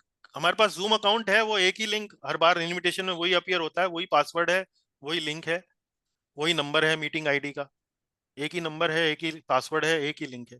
तो पिछला पुराना कोई इनविटेशन हो आपके पास तो उससे भी आप ज्वाइन कर सकते हैं। टाइम मैंने आपको बता ही दिया, टाइम स्टैंडर्ड है 5:30 बजे, बुधवार, शनिवार, रविवार। रविवार को अंग्रेजी में है, शनिवार और बुधवार को हिंदी में है। Very nice. Thank you so much. So, do you have the English recording also on your YouTube channel? हाँ जी, यूट्यूब चैनल पर आप प्लेलिस्ट में जाकर देखिए, अलग अलग विषयों पर, अलग अलग टॉपिक्स पर, कुछ हिंदी में आपको मिलेंगे, कुछ इंग्लिश में मिलेंगे। उनमें भगवत गीता हो गई, नेक्टर ऑफ इंस्ट्रक्शन, भक्ति रसामृत सिंधु, और आपका ईशोपनिषद और श्रीमद् भागवत। उसके अतिरिक्त हमने अभी हाल ही में कक्षा आरंभ करी है तत्व संदर्भ पर, जो रूप जीव गोस्वामी जी द्वारा लिखी एक पुस्तक है, वो भी श्रीमद् भागवत के ऊपर ही आधारित करके लिखी गई है। उसमें बहुत सुंदर से, बहुत सिस्टमैटिक पुस्तक है। तो भी अगर आप देखना चाहें तो वो तत्व संदर्भ नाम का प्लेलिस्ट में जाइए, और आप वहां पर आपको उसके 12-13 लेक्चर हैं, वो हमने अभी तक किए हैं, वो आपको मिल सकते हैं। जी। तो ये अब जो आप कर रहे हैं, ये आज का क्लास और इंक्लूडिंग द प्रीवियस क्लासेस, ये भागवतम पर है कि भागवतम महात्म्य पर है कि भक्ति पर ये है? भागवतम, शुद्ध भागवतम। तो प्लेलिस्ट में आपको ये भागवतम हिंदी में मिल जाएंगी कक्षाएं, recordings. Okay, so this is कक्षा नंबर कौन सा है अब? ये 7th है, अच्छा और इससे पहले 6 कक्षाएं हो चुकी हैं। यही कक्षाएं हम इंग्लिश में लगभग 2 साल पहले हमने शुरू करी थी। वो भागवतम इंग्लिश में भी आप पढ़ सकते हैं, सुन सकते हैं। अगर इंग्लिश में आप रुचि आपकी इंग्लिश में सुनने की है तो वो भी पढ़ सकते हैं आप। जी। वो तो पहले वो इंग्लिश का भी चल रहा है अभी? इंग्लिश का अभी भागवतम हमने तत्व संदर्भ पढ़ना चाहते हैं थोड़ा सा, तो इसलिए भी इंग्लिश वाली जो भागवत है वो दूसरे कैंटो के बाद हमने फिलहाल थोड़ी देर के लिए रेस्ट पे रखी हुई है। अच्छा, ठीक है। Very thank you very much. जी, बहुत बहुत अगेन धन्यवाद। हरे कृष्ण। हरे कृष्णा। जी, अन्य और कोई चर्चा, विषय, प्रश्न? चलिए, अन्य कोई प्रश्न नहीं है तो आप सभी भक्तों को बहुत बहुत धन्यवाद। अगले रविवार पुनः एक बार फिर उपस्थित हों, और अगले रविवार हम संभवतः इस कक्षा को, इस अध्याय को, दूसरा अध्याय 2 को पूरा कर देंगे। तब तक के लिए बहुत बहुत धन्यवाद। हरे कृष्ण। हरे कृष्णा प्रभु जी। हरे हरे कृष्ण। प्रभु जी, हरे संडे कृष्णा को क्लास प्रभु जी, लेते दंडवत प्रणाम। हैं। क्षमा कीजिए। प्रभु जी, हाँ जी, पूछिए, कुछ पूछ संडे रहे को थे आप। क्लास रहेगी क्या बुधवार की बजाय? संडे को माता जी इंग्लिश में क्लास होती है तत्व संदर्भ पर। Okay sir, okay. आप इंग्लिश में यदि आपकी रुचि है, कंफर्टेबल हैं, तो आप ज्वाइन कर सकते हैं। नहीं, एवरी लिंक, वेडनेसडे तो रहेगी ना?